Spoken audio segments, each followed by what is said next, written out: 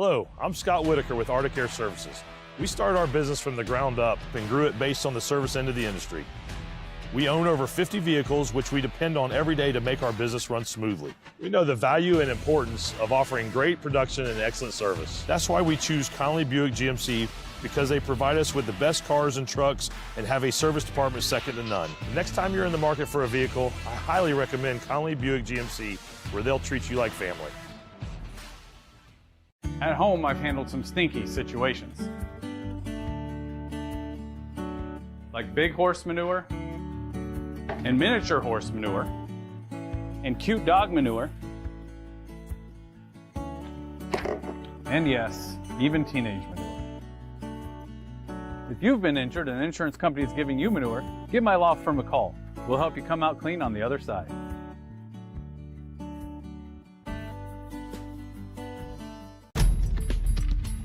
Because I don't want to ruin my game. And vaping and sports just don't mix. Because I care about my lungs. Because it's more addictive than cigarettes. Because getting suspended doesn't look good on college apps. Because we don't know the long-term effects. Because it's stupid. What's your reason?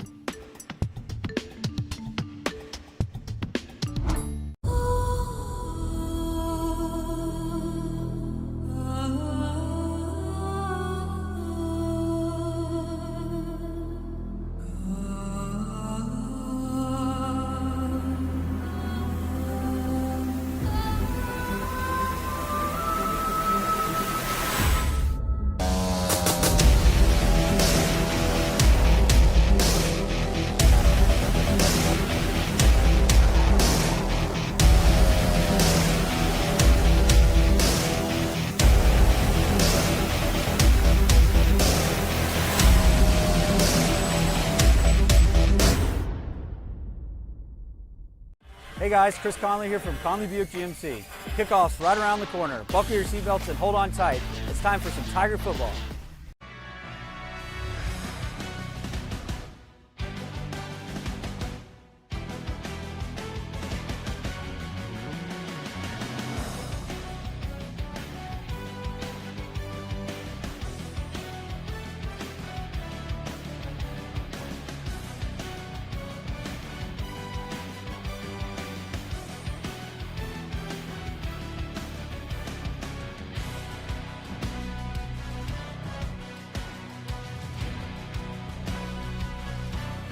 You're watching TigerVision, presented by Conley Buick GMC. TigerVision is brought to you in part by Conley Buick GMC, Conley Subaru, Arctic Air, Carl Reynolds Law, Jax, the North River Prevention Partners, Garrett Richard, Clicking Spree, Minnesota Pulse, Coastal Mobile Screens, Bull and Tiger, and Burton Trucking. Now let's kick it to the booth for the Manatee County Fair pregame show live from Harley Stadium in Palmetto, Florida, with Brian Varnador and Ken Burton Jr.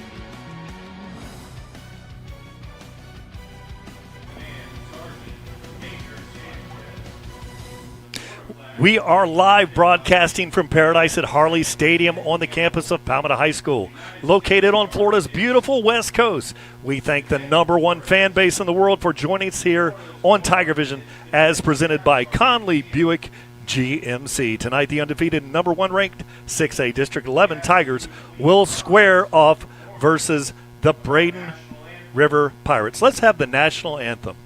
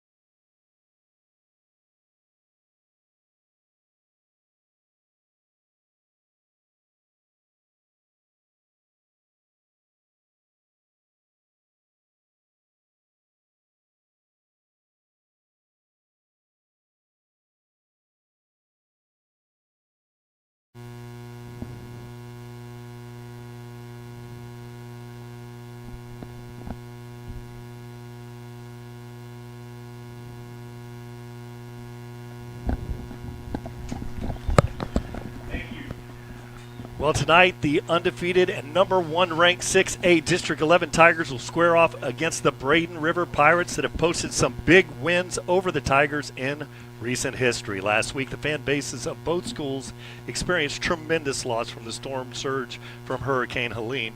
But it's been a long week of cleaning up, Ken. It's been awesome to see our great community helping their neighbors. A special thanks to the School District of Manatee County for the job they do, keeping our students safe. Tonight, as our prayers go out to everyone affected by the storm, it's great to have a bit of normalcy once again. I'm Brian Varnador. I'm joined tonight by my broadcast partners, Ken Burton Jr., Troy Bellamy, the incredible production staff of TigerVision as presented by Conley Buick GMC, and Stephen Johnson in our Atlanta studio. With that, I'm going to turn it over to my broadcast partner, Mr. Ken Burton Jr. Ken. Yay, thank you, Brian. Good evening, everybody. Tigers come into this matchup after a convincing 48-6 district win against Fort Myers Gateway on Monday night. Just 4 days rest. A few highlights. Marquise Bryson rushed for 102 yards, 2 scores. Nazir Pitchford had 5 catches for 133 yards and a TD. Jackson Roth threw for 166 yards and 2 scores. You know, Brian, if you had to do a makeup game, this would have been the time of year to play a winless Gateway team and Braden River with just 1 win against Bayshore. And for the first time in a dozen years, we're not going up against Kurt Bradley and Eric Sanders, as you stated earlier, giving us fits over the years. We got Coach Sanders on our side tonight. That's a good thing. And, you know, looking at the captains out there tonight for the Tigers, we have number 63, Ladarius Williams, out along with number 15, Arthur Amarim. And then we have number 24, Paul Moore. And rounding out the team there is number 63, which would be, let's see, 63 is Ladarian Williams. Senior. You know, Ken, you know, look at that. The following up on this, the Tigers is, you know, they have to keep the winning streak going here. Take care of business tonight, push their record to 6-0 with a victory tonight. As a coach or player, you know, you can't look ahead, but let's act like media dudes here, and let's take a peek ahead and drink the poison, as Nick Saban used to say. Lakewood Ranch is our next appointment, and they posted a 41-3 victory over Braden River, and we'll broadcast the Palmetto versus Lakewood Ranch game from the home at Harley Stadium in Palmetto, and it's a very important 6A District 11 game next week. Now let's get to what matters tonight. So, Ken, let's talk about those Tigers. Yeah, you know, when you're 5-0, the expectations reach new heights, such as being the top seed in Region 3. But along with your comments, the Tigers are 4th in the latest FHSAA Class 6A statewide rankings, but in Region 3, we're sitting at number 2. Number 3, Wiregrass Ranch is 1st, Palmetto is 2nd at 4, and West Boca Raton all undefeated, all bunched together. So I agree, the Tigers need to keep the pedal to the metal tonight, and there's a lot to play for. You know, what about Braden River? Well, there was a massive coaching change before this season, and the Pirates have played what is turning out to be a very difficult schedule, facing non-district teams like Sarasota and losing by only 4 points. You can also add in a loss to a very solid Parish Community Bulls team that the Tigers beat in a nail-biter just last week. There is nothing more that the Pirates would like to do tonight than shock the world by winning tonight and then travel to Pinellas Park for their opening first 5A District 9 game. Ken, so what are the keys to the game for these tonight? Okay, for the keys to the game for the Tigers tonight, first of all, let's get a memorable win for Coach Sanders tonight. I'm not saying a 50-0 shutout, a good quality win the offense, defense, kicking game. And then there's the defensive coordinator, Matt Arcady, who spent 5 seasons at Braden River. How about getting him a shutout tonight? That would be good. We don't have one yet. And then use this as another building block, preparing for the home stretch of the schedule that you took a peek at earlier. We've got 2 district games coming up in the next 3 weeks with Manatee situated right in the middle. And then lastly, don't let that injury bug get any bites tonight. All right, I'll give the keys for Braden River after that, but tonight looking for a big shock the world victory here at the home of the Palmetto Tigers. Now, Harold Liam, number 30, will kick this one off. And we've seen a variety of different kicks from Liam. You know, he's been able to pooch kick. He's been squib kicking. And it'll be interesting because you know at Braden River, you're always going to have dynamic players. And back there is Jaron Fields. He's a wide receiver, defensive back, plays both ways. He's an excellent player back there, and he looks to return this one. It shows 47 seconds here on the play clock, so I'll talk about the Braden River keys of the game. Force turnover, stop the run, minimize Palmetto's big play ability, play tough, and capitalize on those opportunities that arise.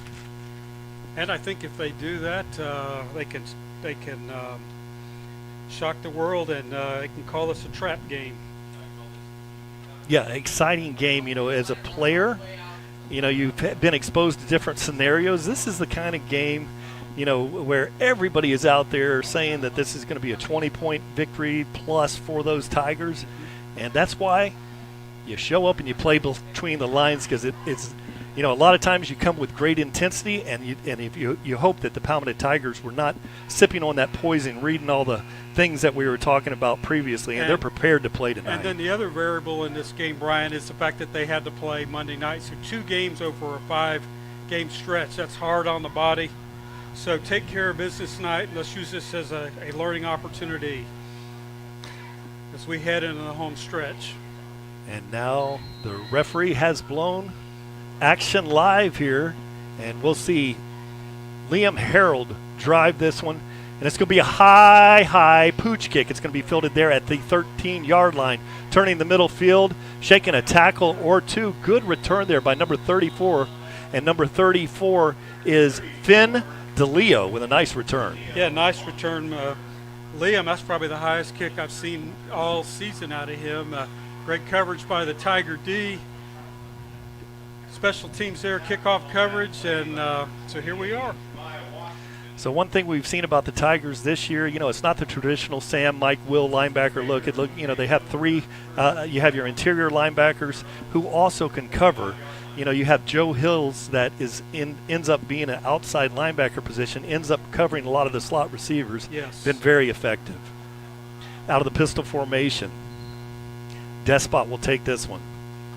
Oh, be careful. Tries to get those Tigers to jump off sides. Almost successful.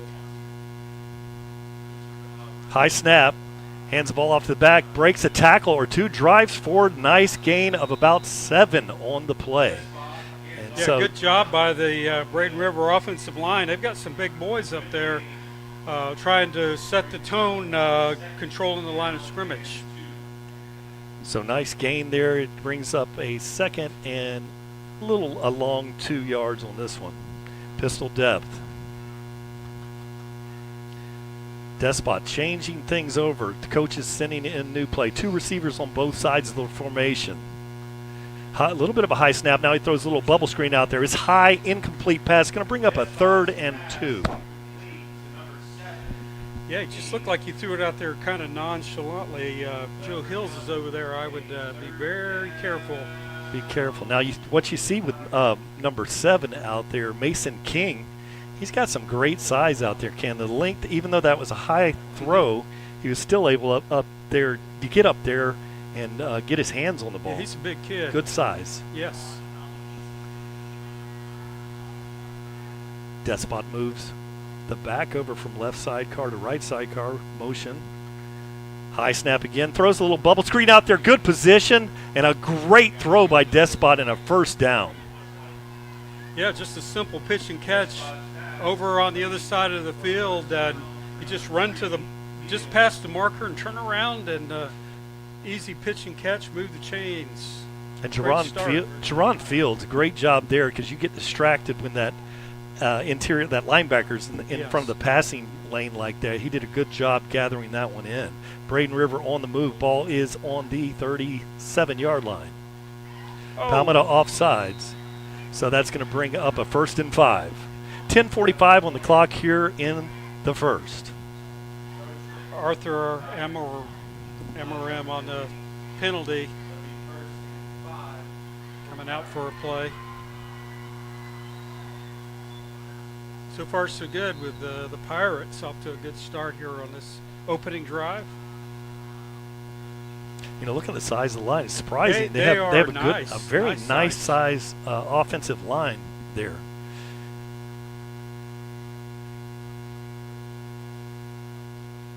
Despot looks at the sideline. Now he's hands it off to the back to the middle field. Got a big lane to run in. It's going to be a tackle by Partridge coming up from his safety position. That's a big first down. Yeah, Julian Brown on the carry picks up way more than what he needed and flipped the side of the field on the 48 of the Tigers. They're off to a great start. 10 minutes and 5 seconds on the clock. Despot awaits the snap. 1st and 10 on the Palmetto Tigers side of the field goal. Ball is spotted at the 48-yard line. 2 receivers on both sides of the formation. And it's another run to the middle of the field. Nice job there. Big hit. Ball's out. Tigers got it. Picked it up. That is a live ball. That is a fumble. Wow. You'll get a look at that one on TigerVision. From my position here, we happen to be in front of it, and we're in front of one of the places on our press box where we can see through that. Looked like a clear fumble. But the ball will be spotted down after a 2.5-yard gain. So they dodged the bullet there, Brian. Keep the drive alive. 9:18 on the clock. Despot flips it out to the back. That's a live ball. Very close, just parallel. Looking down the line, very close to being a lateral, but it's an incomplete pass. Brings up a 3rd down. Yeah, if you're on the defensive side and they do one of those quick passes, and you see more and more of that at all levels these days, go grab that thing. You just never know. You just never know. Let's get on your feet, Tiger fans. So here, 3rd and 7 for the Pirates.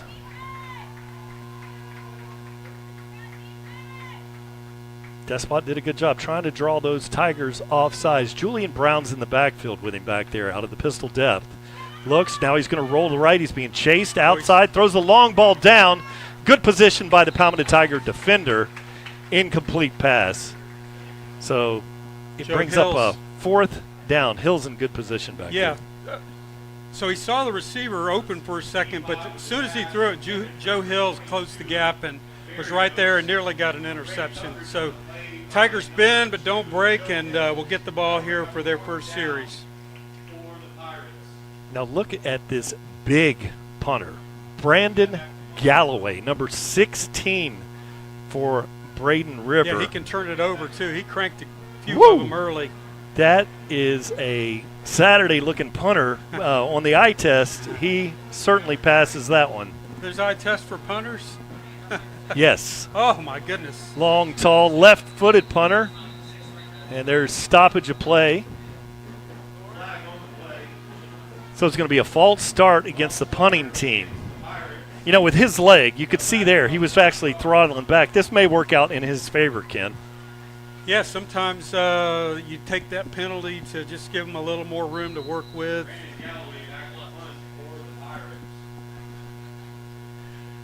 So they're going to back him up 5 yards here. What you have to look for is here, he got a nice softball snap last time. They give some pressure. Didn't get a hard to tell the returner back. Nice. There's a nice kick. And it's going to Coffin corner. go out of bounds there. Probably around the 15. Yeah, Tigers really fortunate. It took a right turn and went out of bounds. That's one of those kicks that generally will roll inside the 10. So Yeah, Palmetto Tigers. Yeah, it took that right turn real quick instead of that diagonal, which is what he was hoping for to get that thing inside the 5-yard line. So it's spotted right at the 20-yard line. Now let's kick it down to our sideline reporter, Mr. Troy Bellamy. Troy. Welcome, Tiger fans, here to Harley Stadium. Tonight we have Braden River Pirates. Normally a very difficult team for us in history, but there's a lot of excitement here on the sidelines. But right now I think the team is a little rusty. They played Monday. But there's still a lot of excitement here. The coaches are excited. The kids are excited. So we should have a really good first half here. Pretty good looking run there by, thank you, Troy, with the Arctic Air sideline report. Late Good flag, run by Brian. Bryson. Late flag after the play.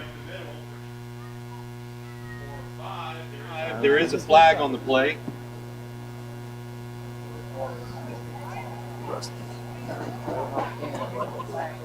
Unsportsmanlike conduct on the Pirates.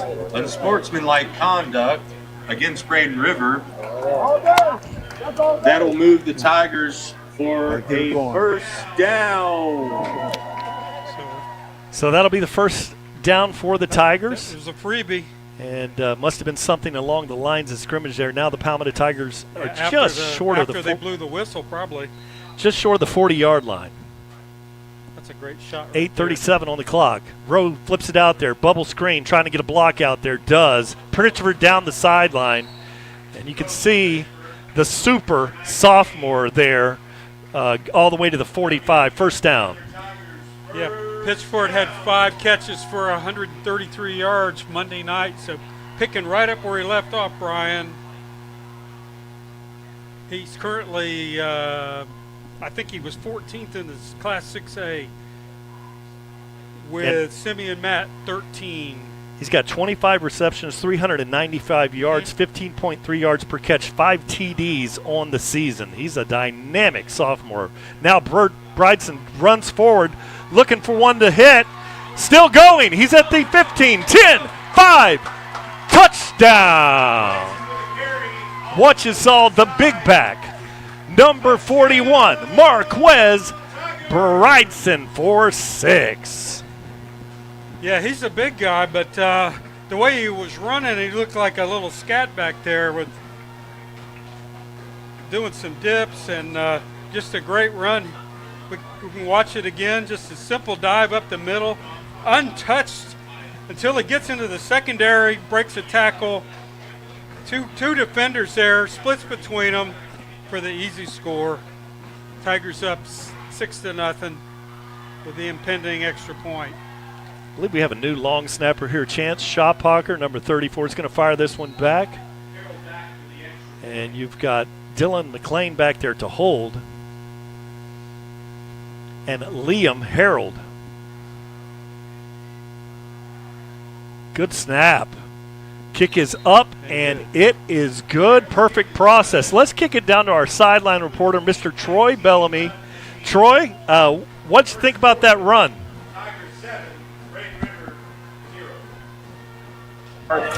Great blocking by his receivers and the offensive line. He was able to break some tackles and showed great speed and size to get to the end zone. The team is really excited. That's what they needed to get themselves going. I think we're going to have a really strong night tonight. Thanks very much, Troy, with the Arctic Air sideline report. Braden River with a series there. You know, the penalty there, personal foul, Palmetto in good field position, and then, you know, a bubble screen for a nice gain, and then the big play by Birdson. One thing we've seen out of those Tigers this year, Ken, has been excellent blocking out there by the receiving group, and that's something that seems to continue. You're so right. Anytime you have long runs, you generally have your wide receivers down there blocking to open those holes. Great shot there with Coach Sanders and Jackson Rowe, right? Checking things out. Great shot there from TigerVision crew.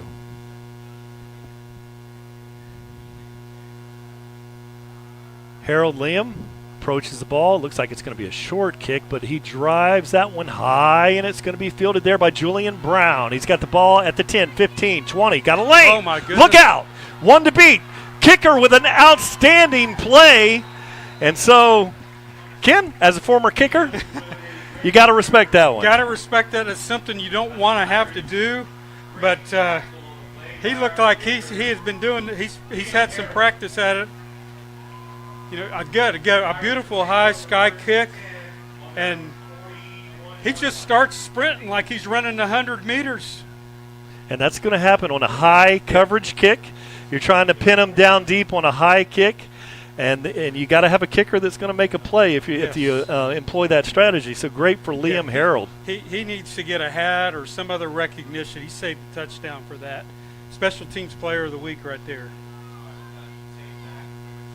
Despot moves a man. A high snap again. Now he throws the top, and it's going to be caught at the 27-yard line. A high toss, high snap first, messed up the timing, followed by a high pitch. And yes, watching it again, that's not the first high snap the quarterback has received. I think every one of them has been just like that. He's got to get up in the air, and then I don't know if he didn't follow through on that, Brian, but it took right off out of his hand, and luckily the back there was able to save it. Otherwise, really, the Tigers would have had an easy defensive score. Julian Brown with a great rebound there. Looked like a power forward, fully extended, very athletic play. That would have been a scoop and score for the Tigers.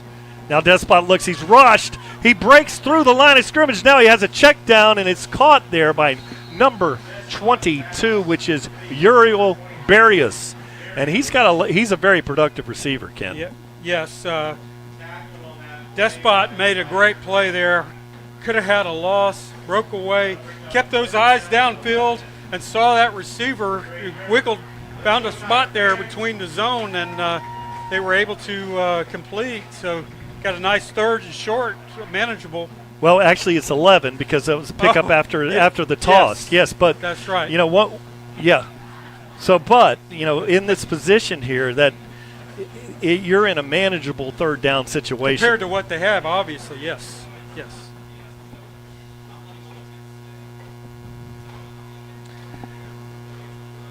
Jaden Moore looks out there. There he is down the sideline. He throws it out there late, and the ball is going to be thrown high. Maybe very early in the play. It looked like Jaden Moore had leaked out there and may have been open earlier, but now it's going to bring up another punting situation. Yeah, that play could have gone either way there. Tiger defenders forced him to throw that thing a little early, and had the receiver there on the route on the sideline and unable to complete. Sideline reporter Troy Bellamy. We have, I believe it's number 5, Maurice Carter back there to return this one. Give me an affirmative.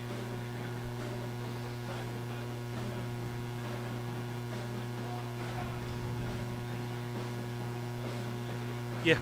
And Brandon Galloway, the left-footed punter, he kicks it toward the sideline. And this one is going to be nearly caught. Troy Bellamy. Now, he's not going to want this, but if we can grab a replay on that. Yeah, let's get a replay on Troy here. Now, he was a basketball guy back in the day here. No, what you don't see, he had the battery and all the hardware in his left hand, so he's trying to make it one. Here it is, coming down. He had his hand up. I looked like he was going to do a fair catch. Troy, I believe you did a little nonchalant on that. You were going to catch the back of the ball or something there. A little nonchalant. Kind of catching it with the point down right in his hand. Hey, like he's done it 20 times today. During this, I want to thank the guys. The crew of TigerVision is presented by Conley Buick GMC. The crew back here today, we've had internet problems here. Yeah. It's unbelievable. We've got internet access taped up to the press. Right in front of me. We've been around the block, so we've seen just about everything that possibly could happen out there. And so the guys behind us, I believe we didn't see the replays early on because they were just leaning the system down, so we were able to even get the broadcast out. Great job, guys, behind us. 6:18 on the clock here. Palmetto Tigers with a 7-0 lead. Great coaching moment here with Coach Brazelton working with his defensive linemen. And big Chase, Cameron Kennedy he's talking to, big 300-pounder. This time they throw a bubble screen out there, shaking a block. Very minimal gain on the play of 2 yards, but it really could have been a 3-4 yard loss. And that's Maurice Carter. And Carter, Troy, as you know, I believe he's one of your students at Lincoln earlier, right? He's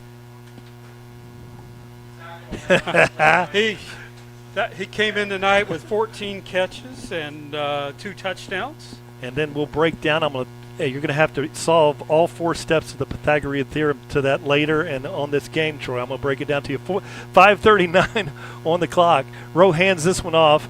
Bryson takes a big hit by the linebacker there. And making a play. We'll catch a number here. Looked like it was number 5 there. And number 5 is Storm Hintz. Watch this on the replay. Right there. Good form tackle. And what a great football name, Brian. Storm Hintz. And number 14 there, too, Nicholas Nesser. What a great football name. I like.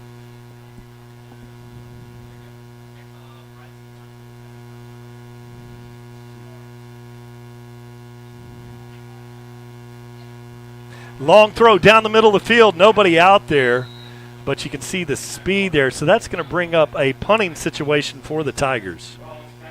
So really good stand here by the Pirates, Ken.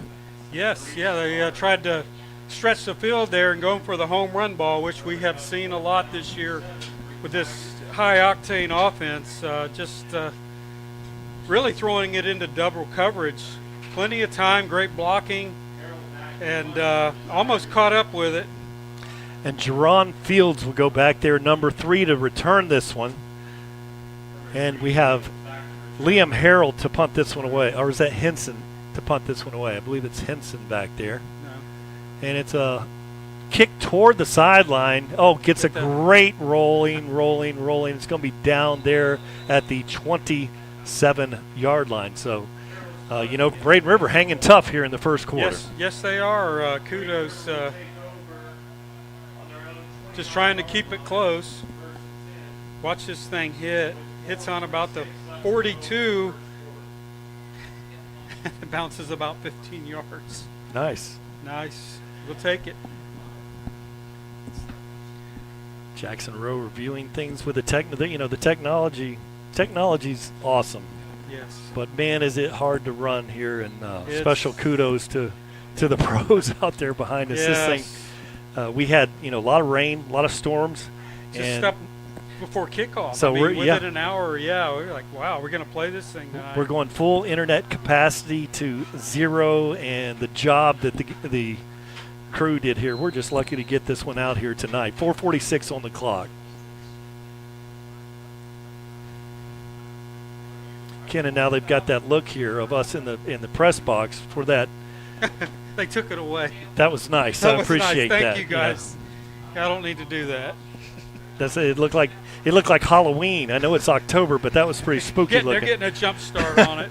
Look at the size of the right tackle out there for Braden River. He's huge. Now they throw it out there, little screen, and then 7 makes the play, a gain of about 4. And so Mason King with a good reception. Very nice gain of about nearly 6 yards. We'll call it 5 here. Brings up a 2nd and 5. Tackle by Paul Moore, number 24. Yet just ran to the defender and turned around. And so 4:15 on the clock. Despot in the back. Now they're going to go with a little wing on this side, on the right side of the formation. It kind of tips that they're running right.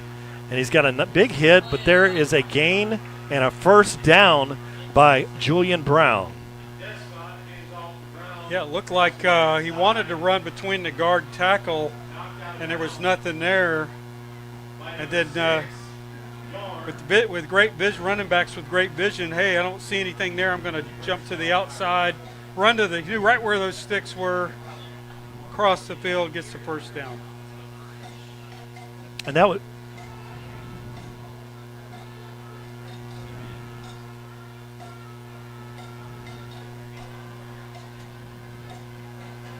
I see that. So he's going to put that nice yardage per game at jeopardy. High throw. Little falls out, and it's on the ground, and it's going to be scrambled. It looks like Palmetto's football. So we may get a good look on this. I want to see who made the hit. And Xavier Davis with a recovery. Paul Moore, head on the ball. Hat on the ball by Paul Moore, the linebacker, hustling back there. And showing that senior leadership. creating that fumble. Just knocked it right out of his hands. Yeah, and Zyrie Green actually with the fumble recovery back there, the junior.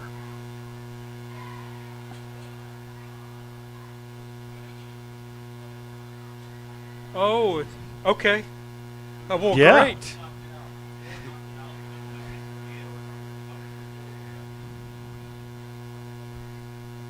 We'll talk about that after the break. First down here. And Troy, one of the exciting things, we had old Jalen Wester playing for Colorado last week into the Hail game. Mary. He looked great on defense, coaching up that side of the defense, and the helmet on the ball, and that's exactly what you saw on that play.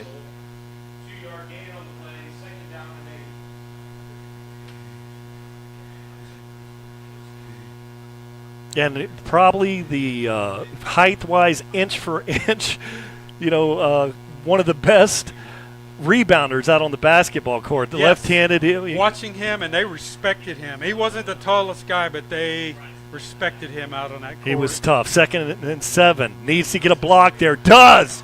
Pritchford drives forward, and he's got a big first down. Yeah, ace.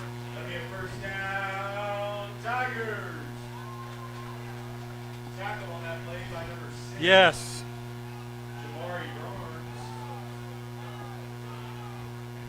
Right there.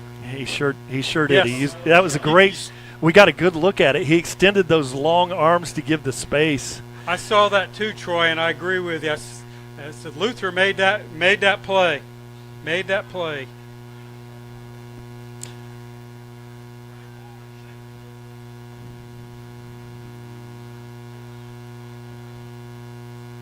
Carter in motion, trying to get the jet sweep. Turns it in, and he takes a humongous hit, but he's down after a gain of 9. Yeah, using the long side of the field. A lot of running room there. Great gain. Puts us in a nice 2nd and short.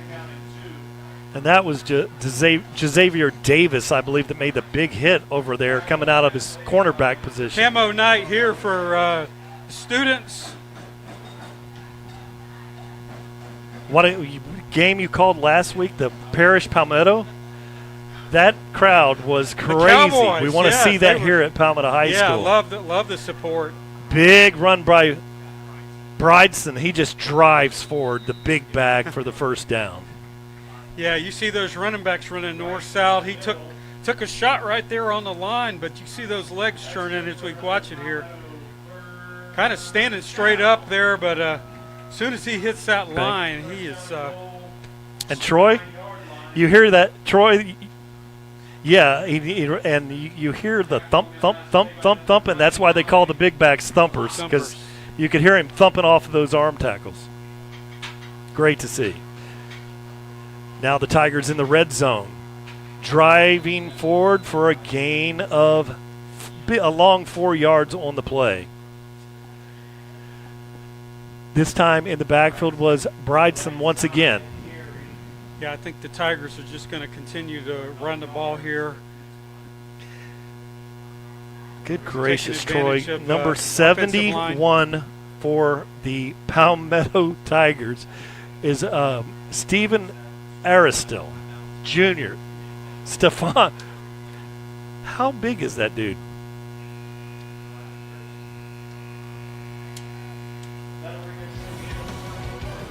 You're watching TigerVision, presented by Conley Buick GMC. Stay tuned. We'll be right back after these messages.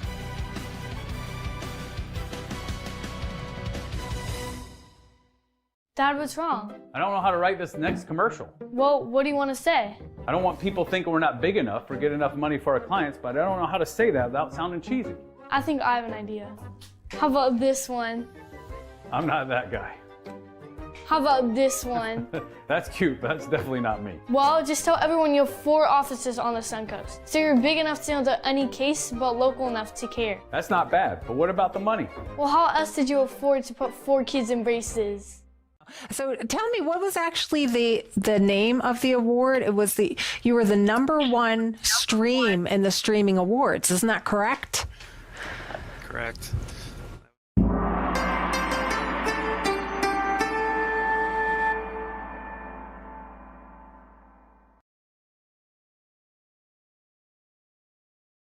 We were having a conversation there, Troy, about the size of the impressive player.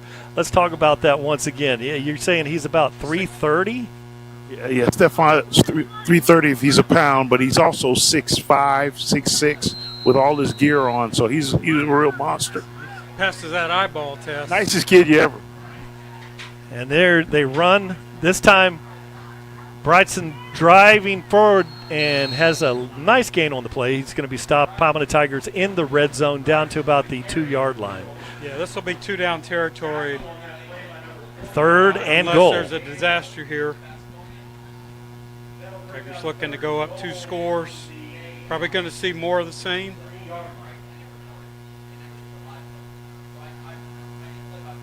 They're going to see if you can get some push out of that massive offensive line for those Palmetto Tigers. 2 receivers on the left side of the formation. This time Stanzel's in the backfield. They fake it to him. Oh. They throw the little slant out there, option 2, kind of an RPO look. Yes. Nice. Option number 2. Pitchford with the score. Touchdown Tigers. Yeah, just take your slot guy and run him in on a slant and get it to him. And Nazir will never have one that's easy. You know, I didn't even call his name because the play design had him so cooked. You know, Yeah. Troy, Brian, Kim, we all could have caught that one. Beautiful call from Coach Sanders. You're handicapped. This time, the nice kick by Liam Harold is up and good. Palmetto Tigers lead this one 14-0.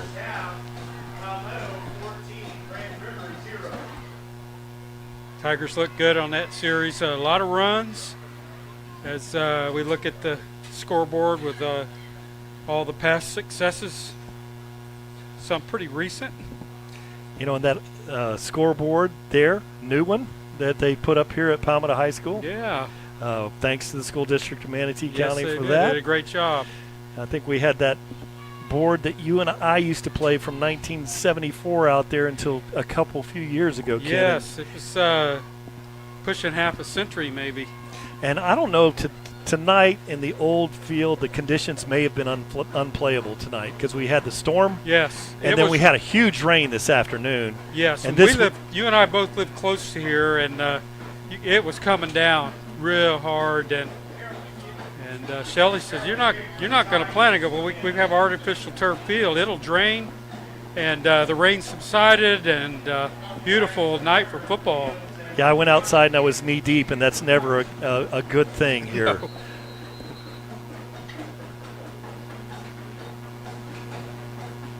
I did that. I saw that. I call that heat lightning, Troy. You know, that seems far away. High sky pooch kick. Really difficult. Fielding that one. Breaking it. Got a man. He's got a lane. Kicker's back there again to make a tackle. Shakes out of that one. Driving forward. He's all the way to the 42-yard line. So they're capitalizing on those pooch kick opportunities tonight. Yeah, and the kick returner's hitting that thing full speed, and apparently there's a breakdown in the middle of the field on the kick return, on the kick coverage. So you watch it again here, just like last time. He just hits it hard, and our kicker Liam did not make the tackle, but he saved the touchdown here. Missed tackle there, missed there, and he's running full speed there. Slows him down.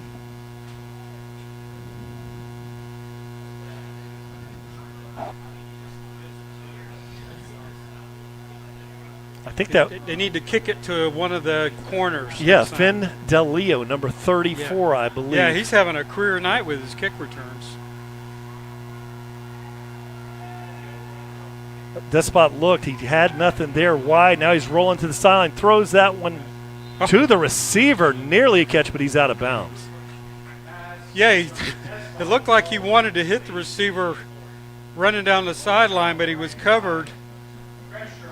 So then he had to run, kept that head up, and then the receiver came back, and they almost got it pulled off there. And the receiver did a great job coming back to the ball down the sideline. Yeah, I think he wanted to hit him like 6 or 7 yards going down the sidelines, but it wasn't there.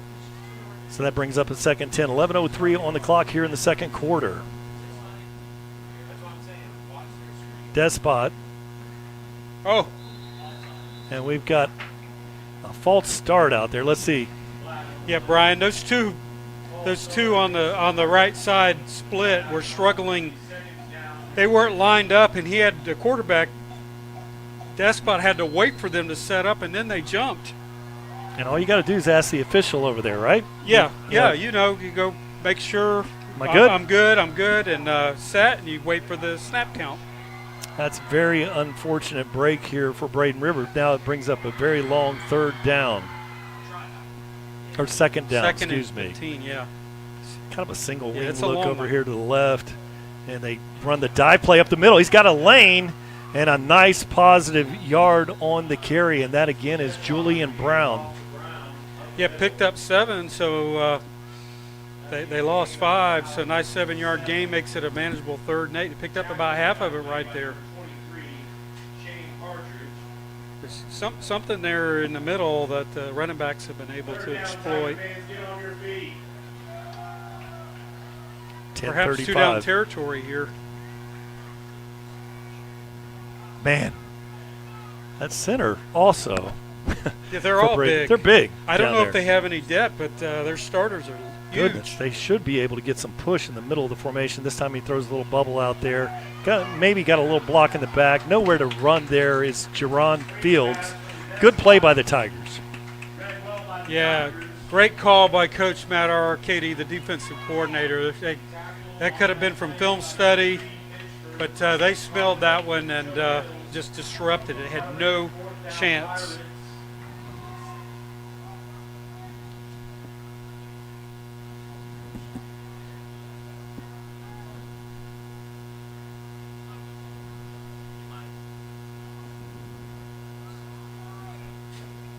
What age? What year?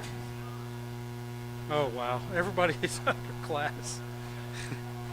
And he is long. Makes, he's very hard to run wide on. Very slow snap back to the kicker. Carter. There's a nice punt there.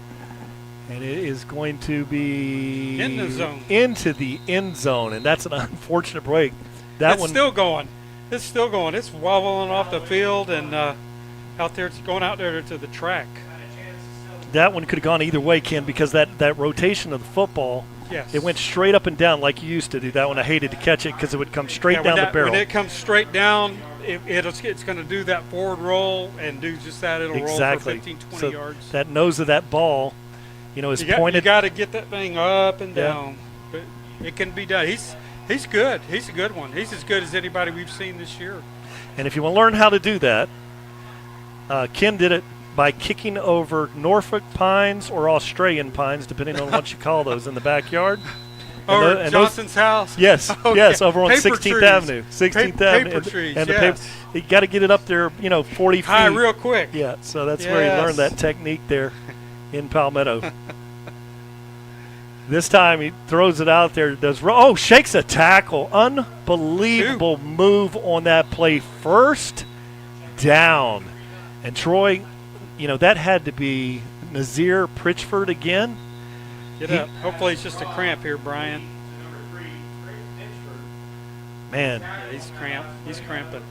It's good to be young. Yes. If any of us stopped that quickly, you'd have a completely blown out leg on that deal. We would be getting some physical therapy.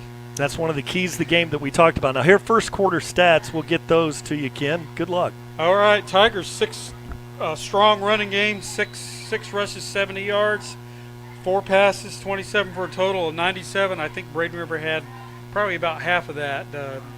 Bryson, nice block there. He rolls forward for a gain of 13 on the play.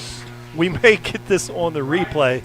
That right side of the offensive line did a great job of opening up that hold right on time. Woo! That was number 70, Mikhail Sanders Jr. Goodness. Running right behind him. Yeah. What a block out there.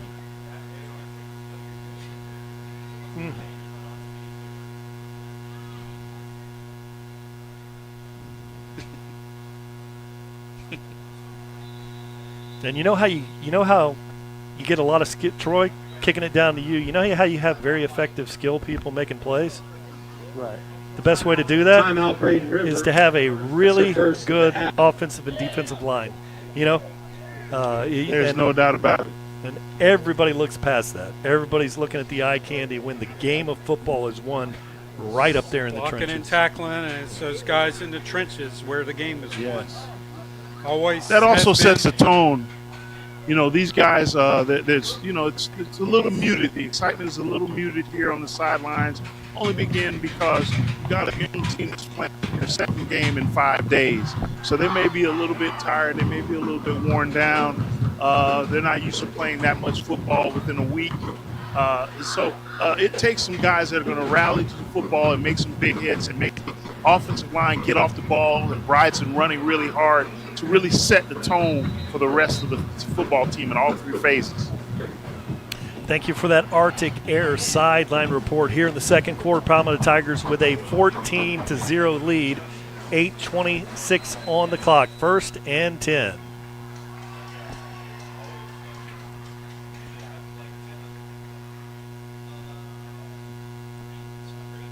Rose running an option this time. Needs to get a block. Nice shake there. Great tackle there. Gain of about 4 on the play, but really solid job by number 10, Lane Polson. Now there's an old Palmetto name right there. Polson, yes. What's he doing over there? And Braden. I guess people do move. Most of us, you know, don't stay within blocks of where they grew up, Ken.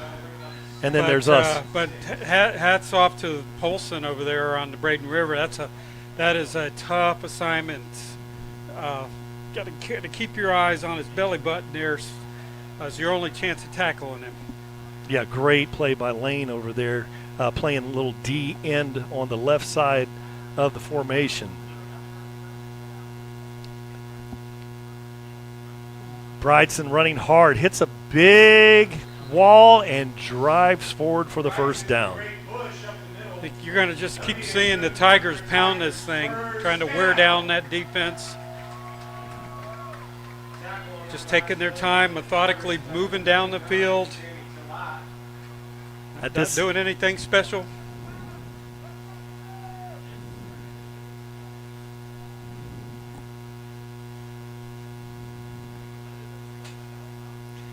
Thanks very much for that Arctic Air report. Now Jackson Rose got a man thrown a little bit behind him. Incomplete pass. Kind of threw it to the back shoulder there. Threw it, yeah. If he'd let him up a little bit more, he would have caught that. It seems like Carter had to come back for it a little bit. And one of the things with Carter, you know, with his speed, it'd be very easy to throw behind him. He would be hitting his head on the goalpost. Yeah. If he'd have just let him a little bit. He was kind of trying to thread the needle between those two defenders.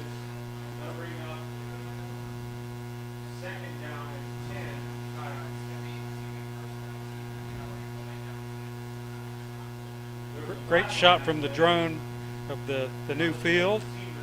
Doesn't that look nice? Yeah, it does.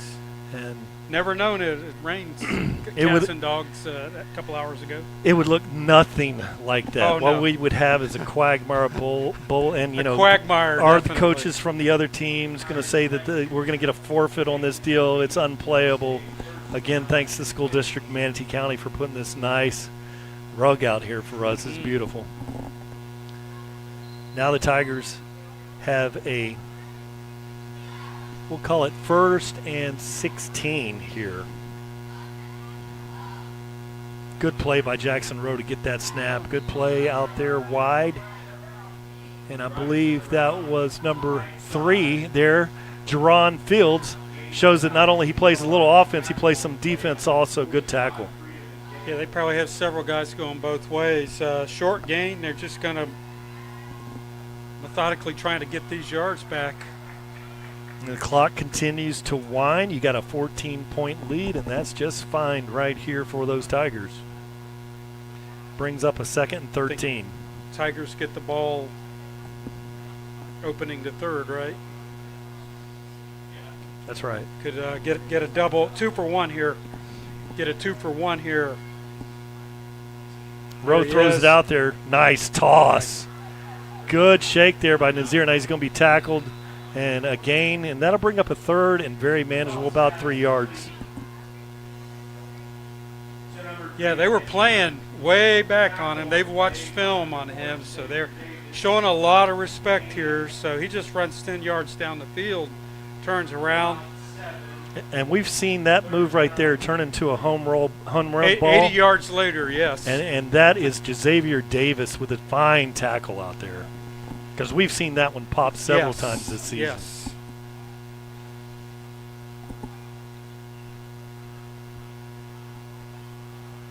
Birdsong to the outside, runs to a tackle, and he's down to the 35 or 25-yard line. Great run.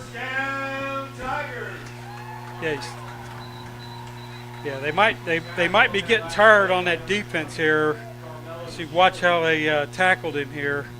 He's getting to the outside, showing that quickness. Just hitting him high like that and slinging him to the ground. Number 20 is Carmelo Shelley on the tackle. He's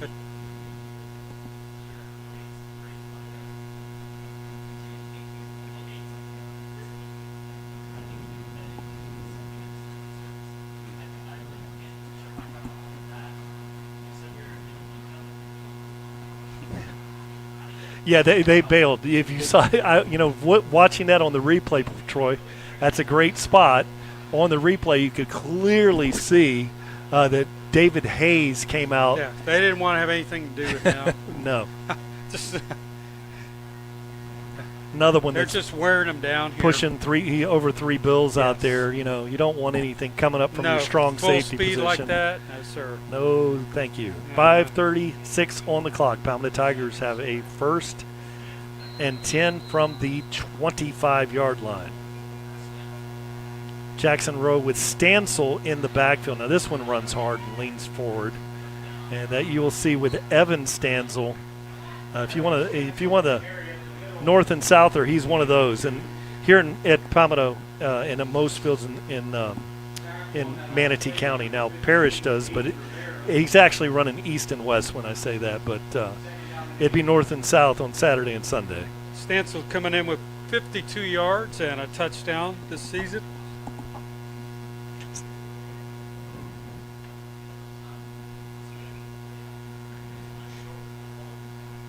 Last year and all through his career, and also in the backfield. So you need a senior like that on your team. He's the son of a coach, so he knows how to play football. It's like that guy for the He's a great Saints team guy. that takes tight end and quarterback. And nice run by Bryson. And then they tackled there after a gain of about 2 on the play. So really a fine play by the defense there. Carmelo Shelley and Storm Hintz. And they're still playing tough. And Aiden Rivera, number 15, on the assist also. Made it a 3rd and 6 here, probably 2 down territory. Tigers using the clock. Just outside of the red zone, and you saw that pylon cam that we utilized sometime here at Harley Stadium.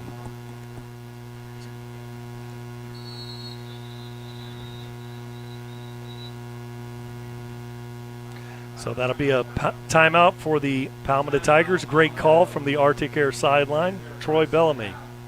Troy, how's the communications feeling tonight? Over the years, we used to wave from the press box, hey, you're on. Is this a little better? First of all, thanks to the county for allowing us to do this, but, thanks to our TigerVision crew who provide all of these great shots, all the great technology, everything that you see that promotes the best of Manatee County, especially at Palmetto High School. We saw that this weekend with LeJontay Wester and his brother, Jalen Wester, run from Palmetto High playing for you. You saw Zamarian Lang playing for the University of Toledo. I mean, the list goes on and on. Jordan Renard playing for Alabama. And it's all because TigerVision provides these great shots and this great technology to promote these kids. And there was a young man on UCF, as I saw the 3 of them together. That's Andrew Rumpf. That was Andrew Rumpf. Right. He redshirted last year, and he'll be playing some more. They have a huge off the defensive line. He's on part of that. Oh, Rowe's got a man out there. Oh, it got held on his route. Yeah, there it goes. You're going to have a defensive holding. And really a smart play in high school football. Yes. He was cooked. So yeah, it was going to be a touchdown. So you saw Maurice Carter going across there on a post, and really a heads-up play in high school. Yeah, he just literally just grabbed him, very apparent. Everybody could see it, and referee happened to see it and made the right call. Saves a touchdown because he was going to catch it. That's good for a Palmetto first down. Now here in the red zone, 3:51. Palmetto Tigers with the ball. We've got a first down, and the ball is at the 10-yard line. So actually 11. He can get they could actually squeeze out a first down if they really needed it. He would rip. It's about half of a football. It'd be tough to do. Bryson looks, drives. And really good job by the Braden River defense that time. He really had nowhere to go. Yeah, great call. It gets tight when you get in that red zone. There's less area to cover, so you can put more people in the box.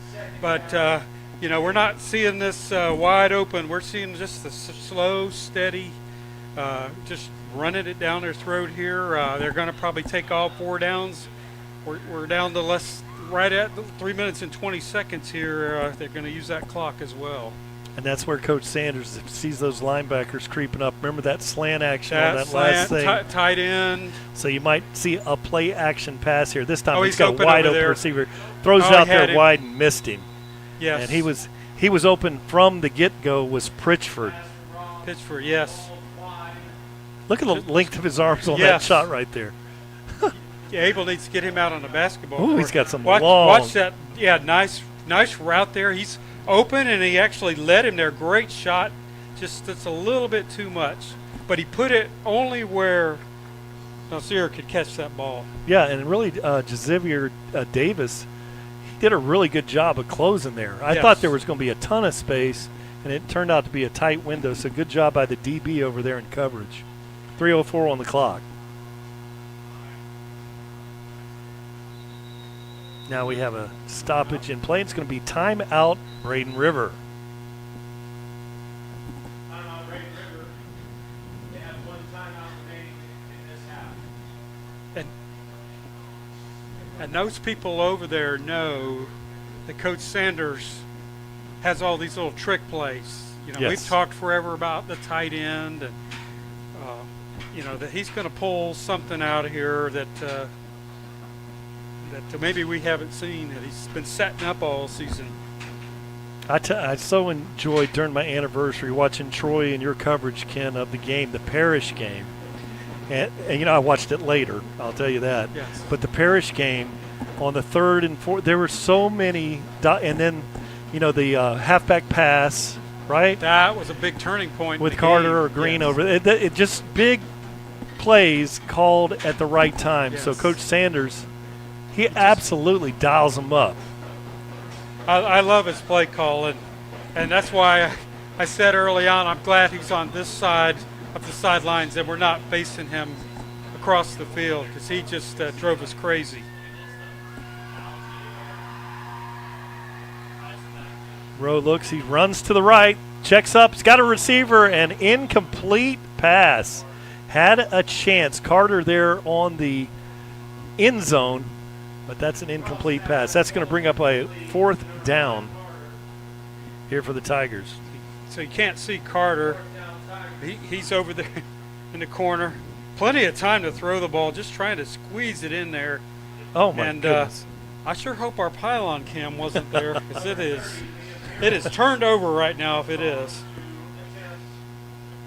So we're going to very important. Get some opportunity here for our kicker here. I was talking to him before the game. They didn't get a lot of action Monday night in Fort Myers. So, like I said, this is a building block that we may need him to do something like this for us in the future to get some practice.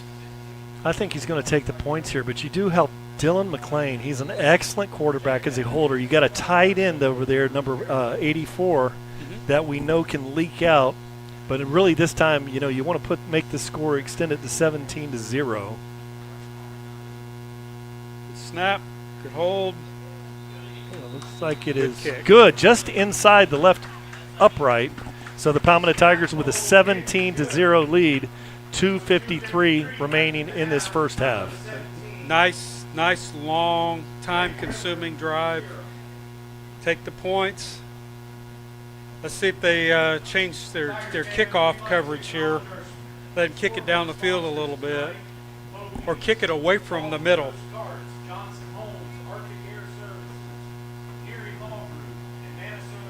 Yes. Because it has not worked well tonight. One thing that we want Liam healthy for the rest of the year. He does not need to be making tackles. And what we've seen there, you know, we're setting up shop there is Finn DeLeo back there. And you think that's going to be a kick to the other back, and he's going to be an up back and blocking. But he has shown tonight he doesn't mess around. He's had two very big returns off of pooch kicks. And so you got to say, tip your hat tonight to number 34, Finn DeLeo. Troy, Bill from Britt, your vantage point's a in little the bit building. cloudy here. The returner on the other side of,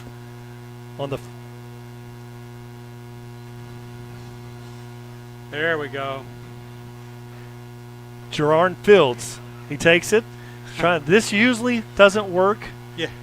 Yeah, it usually doesn't work, but if you do pop it, you hit the long one. Yeah, that is a whole lot. When you see them popping around like a rabbit like that, it's not a good sign. Much better than when he's hitting that hole full speed and the kicker has to make a tackle. So they needed to make the adjustment. They did, and they have to go, about 68 yards here. Now, Ken, one of your keys to the game early is the DC for Palmetto. Let's have a shutout here. And, 17-0, Braden River wants to take the eraser out and erase that key to the game of yours, Ken. So they've got the ball. Oh, yeah. Plenty they of want to time. make me look bad. Plenty of time on the clock. Plenty of time. They have moved the ball well tonight at times. He rolls to his left, throws it out there, and Hill's in good coverage. Perfect throw would have got it out there. That was Nicholas Nesser was out there, and very difficult to throw over Joe Hills in his length. Yes. Yeah.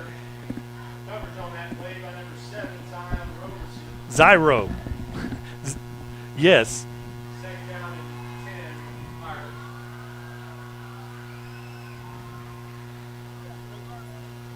Very long outside linebackers. Both of them 6'2", 6'3". They both can run, and they'll hit you too. So this is a real luxury for the defense. And with the 4 linebacker formation here, you've got to have someone that can go out in that the linebacker position and defend on the perimeter, which it's a luxury to have 6'3", and both of them are long too. They probably have a reach of 6'7" or something like that. Learn to get their hands up when they're rushing the quarterback. It's going to even make them that much more versatile here. Nowhere to go. Look at the defensive line; they're just completely dominating.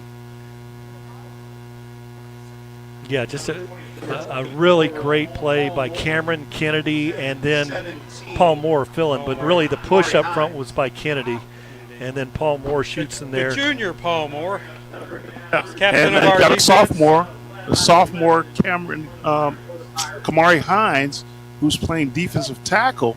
He's just a sophomore. His 5th varsity game, made a really nice play. He's a big kid, another 6 foot, 6'2", between that area kid, probably about 215 pounds, learning the position, and he's going to be a real force for us.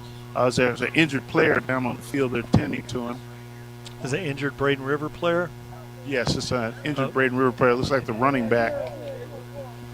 Okay, so Julian Brown down in the middle of the field. I'll take this opportunity, Troy, while you're talking about, the team here, Palmetto Tigers. I remember talking to Coach Sanders before at media days. Coach, you've lost 12 starters off your 11 starters off your football team. There's been defections, all over the county here. And he really wasn't concerned with what he lost. His whole focus was what he has to deal with. Could care less about that. And then we roll forward, 5 wins into the season, and he said we're going to win right now. And he told me that very early on. And you think with the defections and the loss of that many starters. Yes, and these defections were Division I caliber players, and we will see some of them up here in a few weeks. But I really thought it was going to take him a year or two to rebuild and change the culture, but they're doing it today. They did it last week, and they're getting better. The future and they're young. They're young. Now 2:18 on the clock. Oh, nice run there, and he's going to slide down. He'll be spotted right at the 35-yard line where he began his slide. So Despot, let's see the spot. That's going to make it 4th and short. Yeah, good pass rush. Nowhere to go. Great coverage. Ooh, actually, he was at the 34 is where his knee touched on that slide. Despot with a good spot. Timeout Palmetto. That is their second of the half.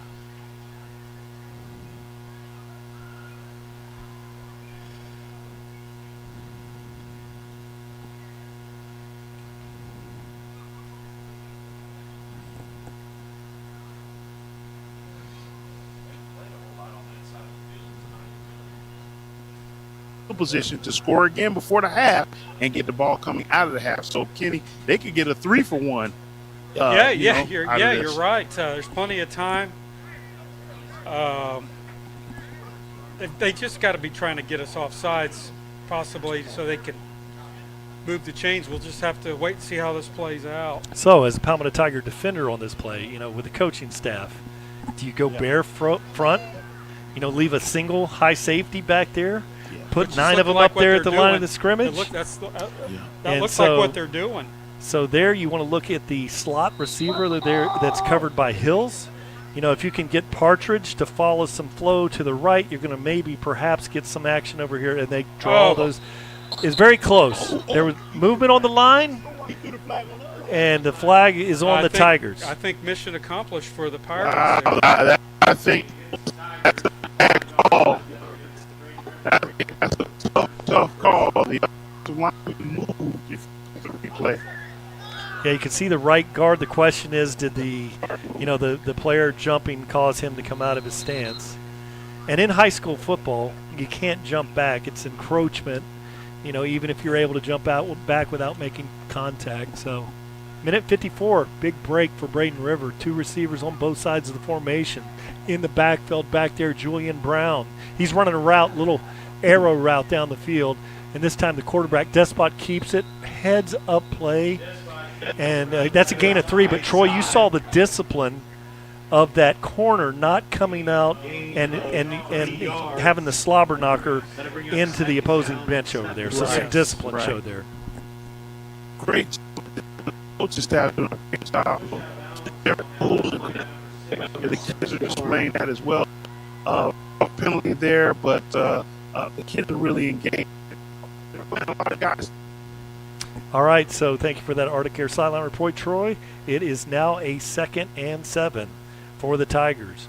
Despot back there. He's got Julian Brown in the backfield. 2 receivers both sides of the formation. He looks, he throws it out there. Soft coverage by the Tigers. And there is a great play showing great range there, number 7, and that is Zion Roberson.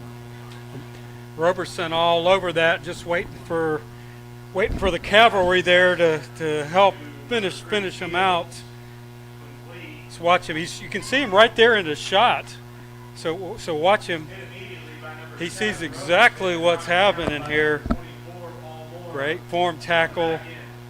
Hold him up, and then here's all the help. Cleans it up along with Paul Moore. So really good play by the Tigers. That brings up a 3rd and 10 for Braden River. Clock winding. 1 minute exactly on the clock.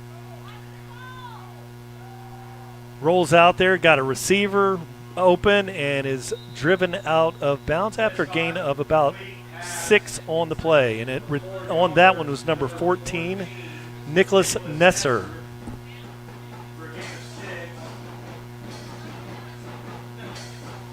So Braden River, another 4th down scenario here. Tigers just need to stay at home. I bet you they don't draw those Palmetto Tigers offsides this time. 51 seconds. Once, you've heard that, yeah. There you go. They tried a little. That checking things over the sideline is Despot. Going to take this Great one. shot. Oh, look at that shot out of pistol depth. Oh, my goodness. What a shot there down the line. Look at that big offensive line there, 70, 78. Your viewpoint at vantage point at home is much better than what we have up here in the press box. So he is trying to draw them off sides, and there's the flag. Takes a penalty. When you see the quarterback looking over at the offensive coordinator, you got to watch out for the direct snap to the running back there. But they had 4 yards, so not likely to happen. And on this night, last time that I missed the broadcast, it's also Rick Wells' anniversary. And Rick had a philosophy here in this situation, bring up a punting situation. He's sending everybody in there to block a punt at this point. Yeah, yeah. I miss old Rick. Very aggressive in this situation. He would go for the punt block every time there. And again, you want to practice those things before you get into the more important games, district games especially. No issue here for the punter. Taking another delay a game here, not an issue at all. He's got a good foot, and that left foot, which you don't see that too often, with that spin coming the other way. It's tough. It's tough. It's tough. A lot of times you don't have the jugs gun that give you that rotation, and there's a lot of people that muff a left-footed punt. Robbie Stevenson for Florida, he had a lot of people had struggled with his returning his left-footed punt. That was a good one. And it checks out of bounds. Yeah. Really good, nice placement. The clock stops at 43 seconds. And really smart play by Maurice Carter not to do anything silly on that one. Right. They still have a timeout. TigerVision says we have 2. It's 1 or 2. So they could do a 2-minute drill here, or they could just take a knee and call it a half. They're going to get the ball in the second half. I think with Coach Sanders, he's going to do something here, especially if they're successful here on first down. They're going to really ramp it up. And I don't know with his system if Jackson Rowe really has a choice. If he gets the look, you're taught. You have these progressions. You've got this one, a fake to the back, and then you've got this route or that. If he gets the look that he wants, I don't think he can do anything differently. So we'll see how aggressive the Tigers. There's a running play to Bryson. Steps to the middle. Gain, very short gain of about 1 on the play. Great play by the linebacker there, stepping up. Looks like they're going to settle with a comfortable 17-0 lead, knowing that they get the ball to start the second half.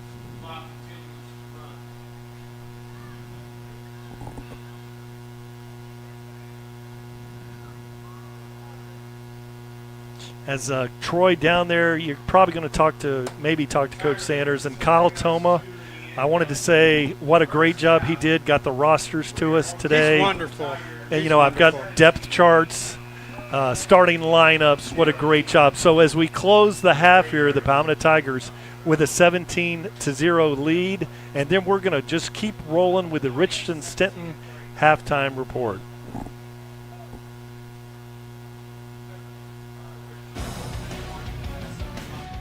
You're watching TigerVision, presented by Conley Buick GMC. Stay tuned. We'll be right back after these messages.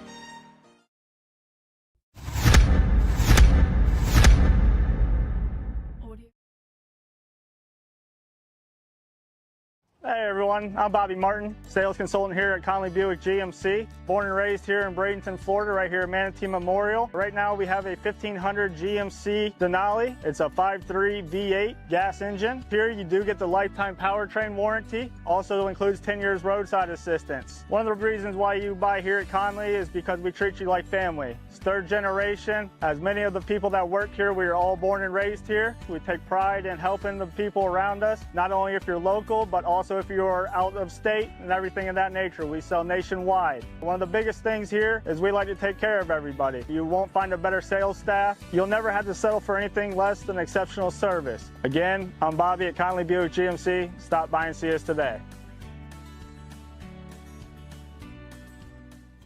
Dad, what's wrong? I don't know how to write this next commercial. Well, what do you want to say? I don't want people thinking we're not big enough or get enough money for our clients, but I don't know how to say that without sounding cheesy. I think I have an idea. How about this one? I'm not that guy. How about this one? That's cute, but that's definitely not me. Well, just tell everyone you have 4 offices on the Suncoast. So you're big enough to handle any case, but local enough to care. That's not bad, but what about the money? Well, how else did you afford to put 4 kids in braces? Howdy, folks. Welcome to Conley Country, where we have a huge selection of GMC Canyons. Who's that? Hello, my child. Well, hello there, Mother Earth. Why have you stopped by to join us today? Well, as a theoretical being that can literally pick up a canyon, I wanted to advise the people how they can be just like me. But they must stop at Conley Buick GMC, for all the other dealers will send them up the river. Well, that's very kind of you. Yes, indeed. It's also very kind not to litter your huge styrofoam gas station soft drink cup out the window onto the freeway. But back to the canyon at hand. You can get colors like volcanic red, summit white, and my personal favorite, solar flare. Available now at Conley Buick GMC, where they treat you like family. I highly recommend them. Well, we're very happy to have your endorsement. Well, tonight's ladies' night at Club Equator, so I must be going. All right, goodbye now. Goodbye, my child. Don't forget to hit the light switch on the way out of the house. Well, there you have it, folks. Mother Earth. Stop by Conley Buick GMC today to purchase a brand new 2024 Canyon. Tell them Mother Earth sent you. Hello, I'm Scott Whitaker with Arctic Air Services. We started our business from the ground up and grew it based on the service end of the industry.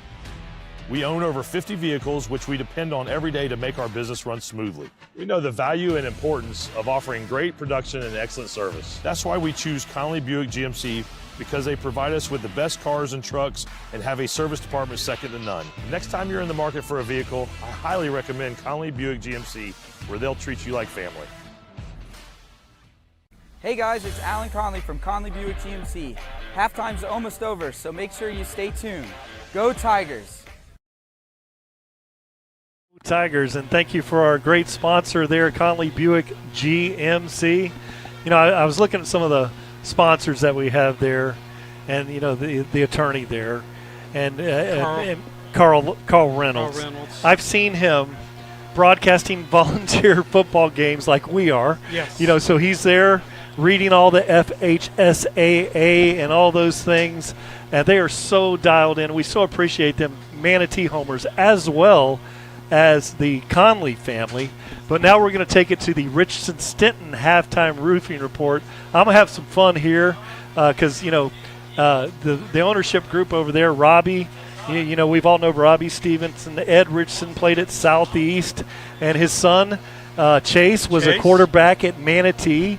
And I wanted to say, you know, as we were slammed by Hurricane Helene last week, I was sitting under my Richardson Stenton roof, watching my yard turn into a saltwater lake, you know, and I sat there and I was thinking about it. Those guys did my granddad's house, my dad's house, my son's house, probably your house too, Ken, my grandchildren's house. That's 1, 2, 3, 4, 5. That's 5 generations of us that have been safe through big name storms like Hugo, Katrina, Irma, and Helene. Our houses are standing, with the oldest one being built in 1925. So they know high tech and old tech. However, you're going to love this one, Ken. The biggest event that the ownership group at Richardson Stenton Roofing ever had was back in 1982 when Robbie Stenton was supervising and giving work orders to the one and only, a legend in his own mind, Steven Johnson, who now runs the TigerVision Atlanta studio. All seriousness aside, I want to say thanks to Ed and Chase Richardson, Robbie Stenton. Guys, thank you so much for your continued support. We may have some statistics provided by Stephen Johnson from the Atlanta studio. Surprisingly, with the storm that we had, Ken, it really was terrible up there in Atlanta where Steve is at his studio, but he survived. Probably worse. Yeah, ours was what they called storm surge, which I had to learn about the hard way. But it became a rainmaker like Debbie for them all up and through Georgia and Tennessee, North Carolina. Yeah, it's a bad storm. So can you take the Braden River stats? I'll go ahead and do the Palmetto stats afterwards.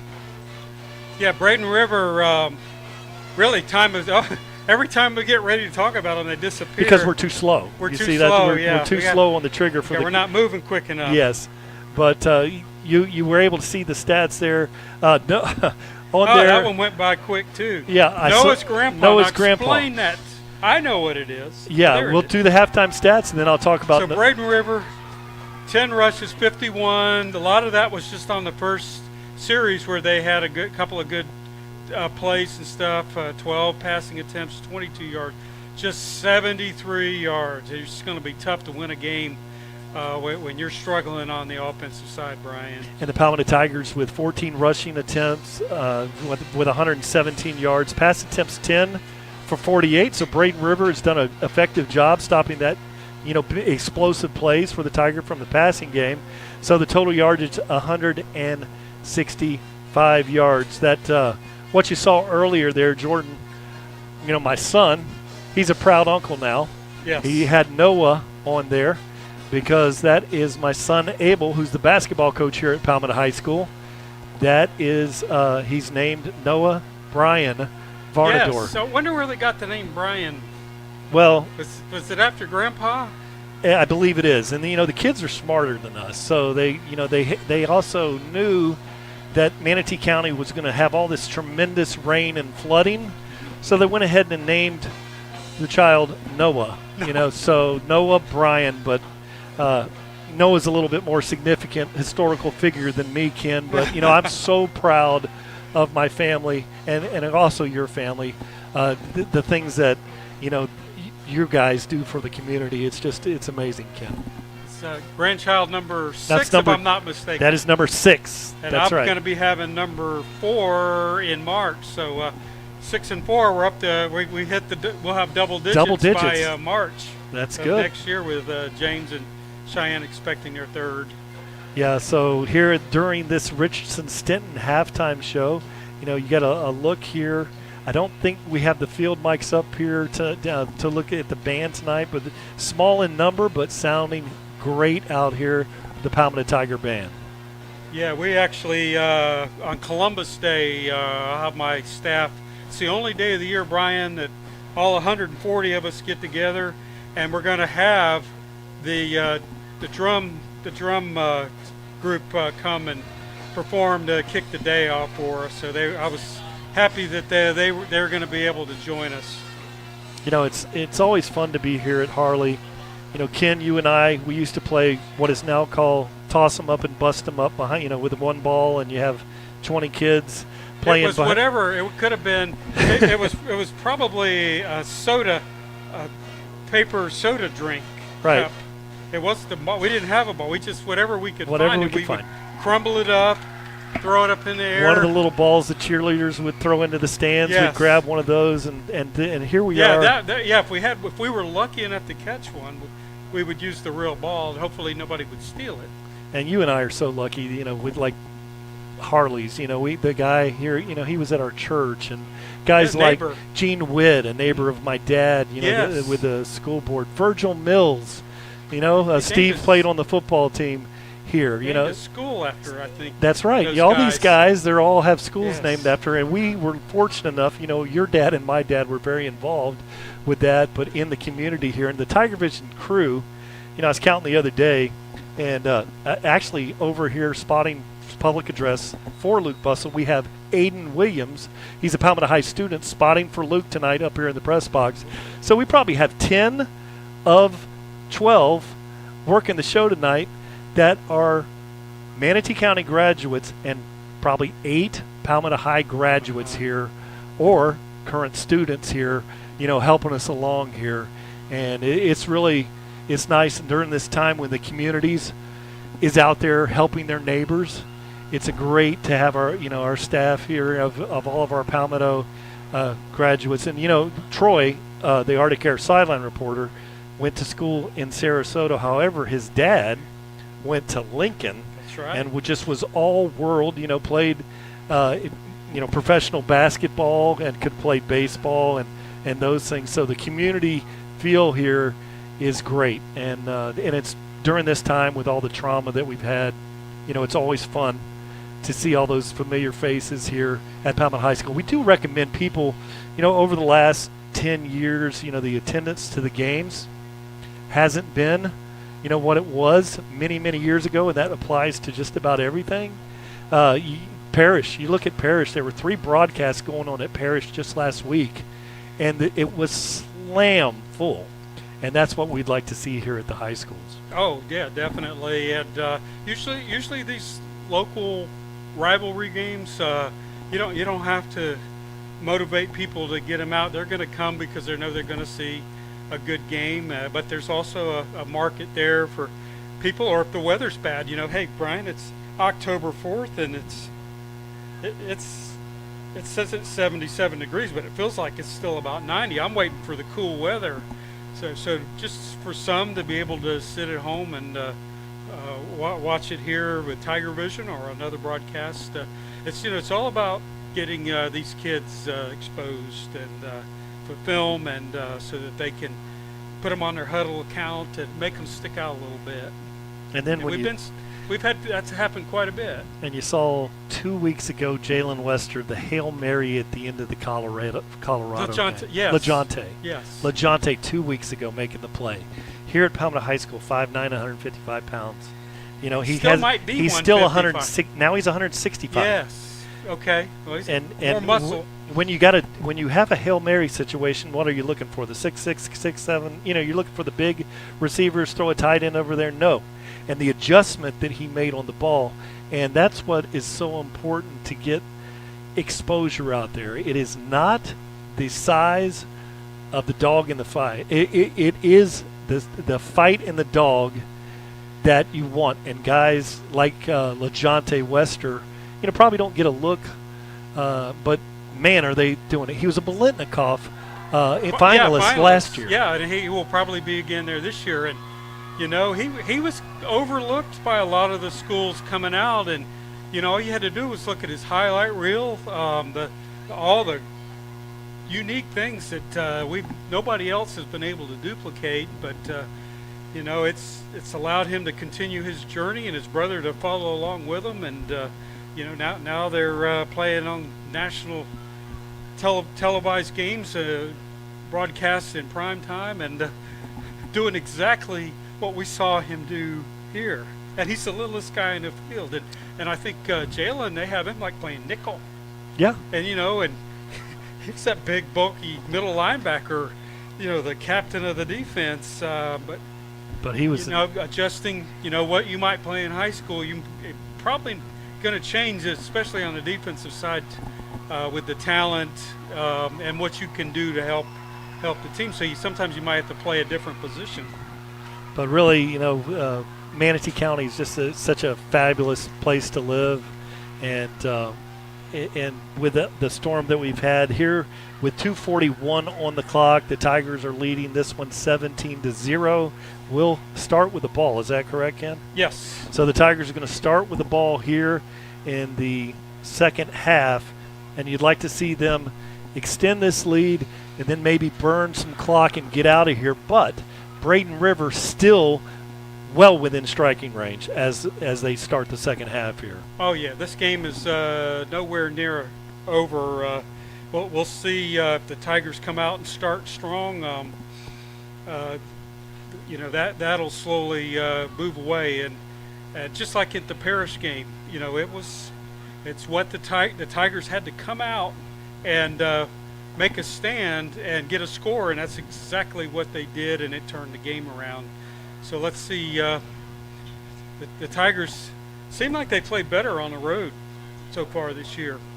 Well, you know, all those 7A games that they played, so they were playing up in those from behind victories. Yeah, Hillsborough County teams. And Yeah, 7-point victories in those games. And then the 7-point victory, what a game you and Troy called the Parish game. Now, in this community, we talk about Manatee County. You're talking, the Parish community is no longer an upstart.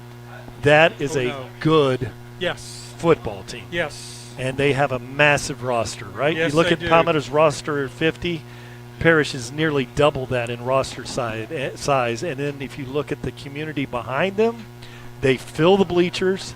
They bring the noise when they're supposed to. So you've got a real threat here on this side of the river. That Parish program is going in the right direction. I see where they're beating, Parish is beating Winter Haven 17-7. I know the head coach from Winter Haven, former Carson Newman coach and player.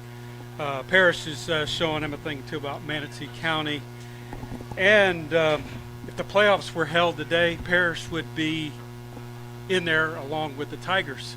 And we may be if the playoffs were today, we might be playing them here at Harley Stadium if it was tonight. But a lot of football to go, though. And as I watched Troy and you call that game, Parish had the ball with a opportunity to tie the game. They had a look, and I was saying, oh boy, and they had a high snap go over the quarterback's head. Yes. I looked at the defensive set. You know, I know my nephew is part of the coaching staff there, at least analytics, and Seth. Yes. And there was a look there at the end of the game, and fortunately for the Tigers, there was a high snap, and that ended up putting the brakes on that comeback from Parish. It was like a second down there, but what a game! Yeah, they were moving, and you know, just one little play puts you behind a change, and you never can recover. I mean, that happened to Buck some last night. And you know, while we're here, we're doing this community thing. I'm out there cleaning up around my office. Hey, Troy, let's kick it down to our Arctic Air sideline reporter, Troy Bellamy. Well, guys, listen, I just wanted to interject a couple things, man. First of all, shout out to our Lincoln drumline director, Mr. Reeves.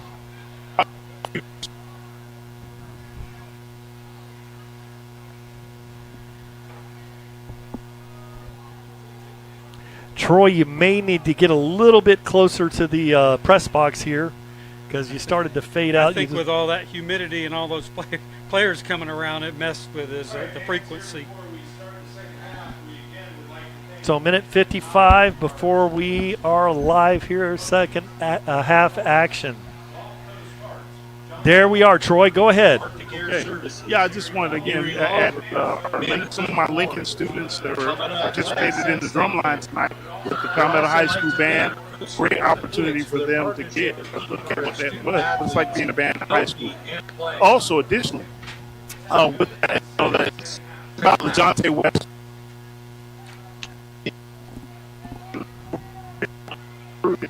That was during the COVID time, so they didn't have the optimal size. They had great production, but they had opportunity Troy, you broke up a little bit there, but what Troy was talking about, I believe he was talking about during the COVID years where we were doing TigerVision in empty stadiums and got the burn on LeJohntay Wester, and boy, what a year he had during that COVID year. But now with the clock ready to start here, 12 minutes on the clock, third quarter, Braden River, the left-footed kicker. It's a onside kick, a good one. It's on the ground. It's still there. Cover it. And it's going to be close. Palmetto Tigers scramble. Let's see. And it's going to be Braden River ball. So Palmetto Tigers had several opportunities. The ball squirted through. And right here, what we said, not out of range is the outcome of this game. And Braden River with a great chance. Yeah, with Braden River coming in 1-4, they have nothing to lose. And, hey, why not? And let's see what happened. And it just kept bouncing. Well, you could tell with the way he was approaching it. Just 1, 2. It looks like it bounced off the player there. 3, and they hit each other. Bounced off a Stansel, and then it is so hard to pull off an onside kick. And they got it on the 32-yard line. Very good field position here for Braden River. 3 receivers, a little different formation here starting out the second half. Made some adjustments. They got 3 receivers over here to the left. This time they're going to run the ball straight up the middle. It's going to be a gain of about 3 on the play. So Brown drives forward. You can see a defender for the Tigers lost his lid there running off the field for the Tigers is number 61. Yeah, Christopher Gibson coming off the field, hustling. So Braden River going back to what they did to start the game with some success running right at the Tigers defense.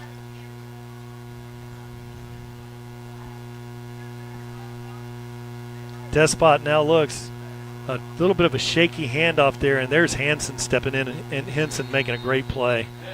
Got supported on the inside.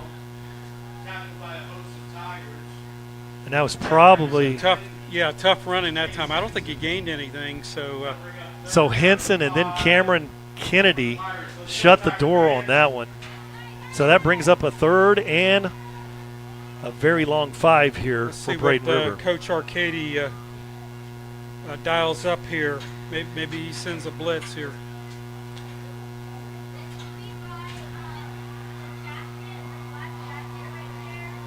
Oh, low snap. Bad exchange. He's got a little bit of a lane to run. Gets a block out there. He's going to have the first down. Heads up play. Ran over the kicker's net, too. So did a great job. That play was blowing up. It wasn't anywhere to go, and I don't know how he found running room there. Well, he looks like he's short where he got out of bounds. My goodness, I thought he was right there at the chain, but he must have. Wow, I thought he was right there at the chain. Yeah. It looks like he's 2 yards short on the play. We stand corrected. They're up lucky here. that it's 4th and 2. That play just blew up. Had nothing.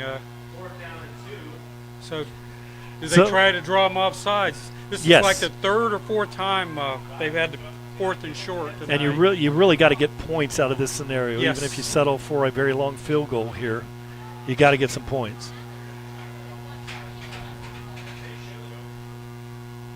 Man, they're having some exchange issues. He's going to be short. He's not even He's close. going to be driven back. Well short, yes. And there's Henson again. Henson. Stop short by the Tigers. Palmetto will take over.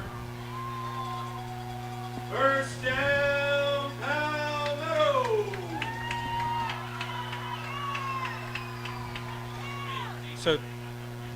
So dodged a bullet here with the opening of the second half onside kick. Get a 3 and out, make 4 and out, making them have to gain 10 yards in 4 plays, unsuccessful. So we burn a minute and a half to about where we would have been had they covered this kick. That's correct. And those 2 big plays on that drive by Henson coming around the outside, and he funneled everything right into Kennedy on both of those. Those 2 players working together, that was awesome. Now Palmetto Tigers have this one 1st and 10. Rowe looks to his right, looking for the late breaking receiver. Now he checks down to the big tight end. He had a nice gain on the play of about 7 yards, and that is Ace Luther, the sophomore. That's his first catch of the game, Ken. Yeah, Roth having plenty of time. He had a big defender in front of him, but he was able to get those feet planted to throw that strike. As we watch this again, he's got a defender right there staring him down, but got those feet down. That was nice. He did a little pump, and then that, because the defender was in good shape, and that bought Luther enough time to get to the outside. Nice cut there, slipping, driving, first down for the Tigers. Easy, there's a flag, personal Luther, foul. Looks like that field could be a little slick. Snap a So a little bit Good aggressive block. after the play is Mikkel Lambert. They're going to call that on Michael Lambert. Does he like Michael or Mikkel, Troy? You ask one of the other people. Yeah, we'll try to get it right. So if you'll send, this is like cheating, isn't it? Ken? Michael. Michael. Players call him Michael. Michael. That's We can cheat. we'll roll that way to from get here. it right, we have to cheat. we want to get it right. You know, one thing with the eyes that we have, it's great to have that sideline reporter right there in the middle of the action. Now, Troy, you already missed a pass now, or you missed a kick return, but I want to see the big hit on the sideline over there, all right? Hey, well, hopefully not on me. I'm going to get out of the way. I'm going to see an old man run. These young bucks start running toward the sideline. Yeah, Troy has surprisingly nimble feet. You know, I've seen him avoid some of that carnage on the sideline. It's impressive. So now 9:32 on the clock. 3rd and With that penalty, it looks like bunch. Tigers first down and So let's go 49 to the. They're moving the chains. Okay, good. They were able to pick up the first down, so the penalty was dead ball. Dead ball after the first down, so that's going to be a 1st and 10 then.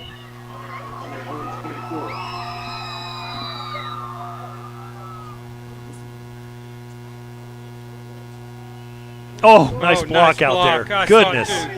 Bryson rides, drives forward for the big first down.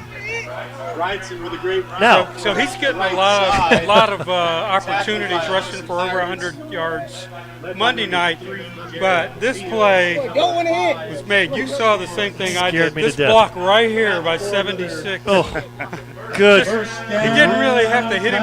It's just you don't want somebody that big coming at you. David Hayes. David Hayes, and we've called his name a couple of times. Ooh, he came from the offside pulling guard. Goodness gracious. Woo.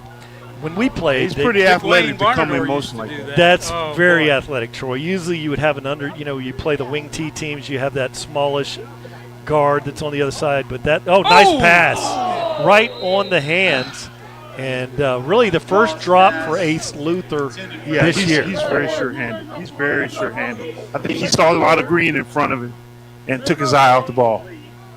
But, hey, he's been blocking. He's been doing a lot of things here tonight. So. Watch Roth here. He moves up in the pocket. He had to pause and then recock the thing, and he still got it perfect. Hit him right in the chest. But that's not when you have a tight end that blocks the way that Luther blocks, that has been doing all the things he's that he's been doing. He makes that catch 99 times out of 100. Yeah, so I like the play call. Bryson drives forward. Great play by number 15, and that is Aiden Rivera. Nice tackle. I believe he is the leading tackler on the Pirates team. And you can see why. Oh, yeah, without a doubt. And there's still some fight in that Braden River Pirates defense. There's no doubt about that. They're making them earn every yard here. The impressive thing about that, even though Ace Luther dropped that pass, was Ross' 3rd read. Yes. He came off 2 other reads to find Luther going down that seam. We'll hit that next time. That's a big play to look at. So Coach Sanders calls a timeout. He didn't like what he saw. So timeout here with Palmetto. 3rd and 10. Now, Troy, as the team comes to the sideline, take a look at the energy there and see what you got. You'll probably see a business meeting here with Coach Sanders. Very much so. Coach is asking them to be physical. Yeah, he's very animated. He's just asking his line to be very physical and to get off the ball and make their blocks, complete their blocks. Good timeout. Now, what we've seen out of Coach Sanders, and I could go back, burn film, coming out of timeouts, I think it's almost 100% first downs coming out of timeouts. So very close. Coming out of a timeout situation. And I'm not talking about a punt situation where you're trying to draw them offside. Coming out of big timeouts, he's been very effective. Now it's 3rd and 10, not the distance that you would normally want, but let's see the play call here. Jackson Rowe. Braden River creeps up toward the line of scrimmage. Now drops back. Really good look. Jackson Rowe wanted. Now he's got the long ball down the boundary. Got a man out there. He's in for 6. Woo! Woo! What a play there, and that is number 3, Nazir Pitchford. And if you watch this, it's his second option. 2. He wanted to throw it here on the right side, and then Nazir just beat his guy. The super sophomore has had quite a week with these 2 games. He's pushing 300 yards over these 2 games. Impressive sophomore receiver. Surprising for all of you Tiger fans coming into this season. We did know what a valuable commodity, but I'll talk about why that play worked after the extra point here. Tigers leading 23-0. McLean with a good hold. Making an opportunity here of an opportunity to play with. Liam Harold with a kick. But the reason that play, if you looked at, he went 1, 2 progressions. There's the second progression. Now he rolls to his left. So that was like flag football where it's a 1, 2, 3 Mississippi count, but he had a 5 Mississippi count and rolled to the left. That's all the offensive line. It's like, the offensive line, there was no pressure, but it's like he had Pitchford in his back pocket. Like, if these guys aren't open, I know I can throw it up there, and he's going to run under and get it. Because we've seen it how many times now? Again, this is a luxury for Coach Sanders. He's got a veteran quarterback who makes more than one read. Doesn't always look for his first read. Maurice Carter was open on the double move, but he received a little pressure from the right side of the line. He rolled to his left and hit his big play receiver, Pritchford, for the long bomb. Very accurate call there from our Arctic Air sideline report. Guys behind us. I don't know if Sam's camera, I don't know who had the camera on that shot. You guys should be posting their names when they have a great look like that, a little recognition. Oh, yeah, we can recognize and we can, where they're from. But that shot right there was awesome. And in the press box here, if you're doing broadcast, if you ever look at a huddle tape, you'll never see the receivers make a play in the corner of the end zones, because it's a movement camera, those kind of things. Yeah. But great job by the TigerVision crew. There's a fair catch. Not a very good fair catch signal there, but that was Jaden Bentoncourt. Yeah, the young man that made the fair catch that weighed for it didn't catch it. So I don't know how that works. I don't know if the player could have advanced because he did not fair catch. Great shot there, Nazir Pritchford. What? Look at the length of that young man's arms. Yes. I mean that, and this as a sophomore, he's going to get bigger. Undoubtedly, he'll get faster. I don't know how that will happen. Well, he's pretty fast now. He's pretty doggone fast now. You're so right, Brian. But he's surprisingly hard to tackle. He has a very good stiff arm on those bubble routes, tunnel routes. Those long arms. Right, you can't get to him because he's got his long arm out there. Surprising. It's like you're reaching underneath him there. 7:45 on the clock. 24-0. Tigers lead. Oh, big pressure. He throws the ball down the middle of the field. It's going to be a jump ball. Incomplete pass. Now, Ken, I have to tell you, as being a little bit younger than you growing up, that what you were talking about, the long arms and you can't get to them swinging. I was swinging at you guys, and that's exactly, and somebody have the hand on the top of the forehead. So and doing the three stu. I've been in that position. That's probably not a good position. I've been in that position. Finally, I grew a little bit, but I believe it was you and some others. Van Trez playing some DB tonight. Great coverage there. Trez, he's a team player. So you take a guy that has the leading rusher by far, and in a game like this. On the defensive side of the ball. He's a teamer. Apparently, and he did not run the ball Monday night as well. Option play. He keeps it this time, looking for a block out there, strings it out. Really no gain on the play. Cook does stop the clock. You're running a triple option there, and your pitch back is not an option, and you're running 55 yards to get 3 is not a good thing here. I got a lot to say. Good assignment, fine football over there. Yeah. See the containment over there?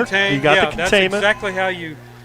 That's how you do it. Usually they don't block the end. They read them, but he's blocking him.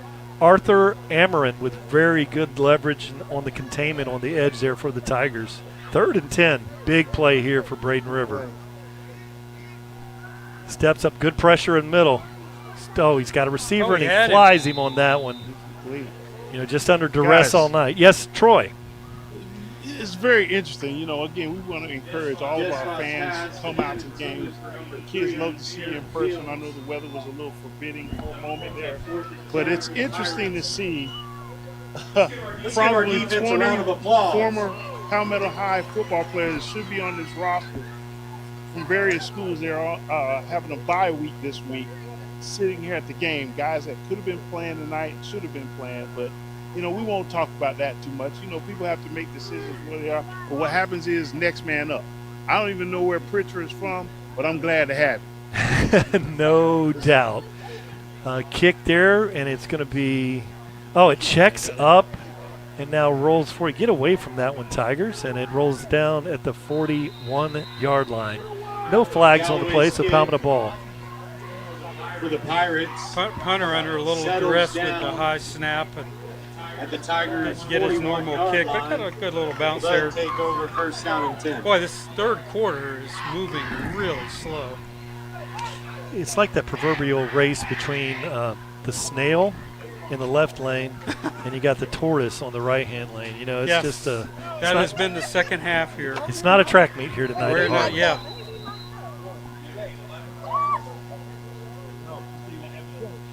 Going to be 11 points before running clock, right, Ken? Yes. Okay. Then it'll start moving really quick. Back up, oh, look at that. We can watch the holes open here on this, this on is this beautiful shot. Oh, look at that. Ooh, very close. Throws a little bubble out there. Going to need to shake a tackle. Doesn't. And a good coverage. 2 defenders over there, but a gain of about 5 on the play. And that's Pritchford over there. Pritchford again, yes. Ross pass complete to number 3, Pritchford. 5 passes Monday night and looks to be the leading receiver again tonight. So he did pick up 6 on the play. Really good coverage, you know, breaking down. And that's a hard guy to tackle in space. Yes. Great play over there by the corner and probably a safety over there. They did a good job.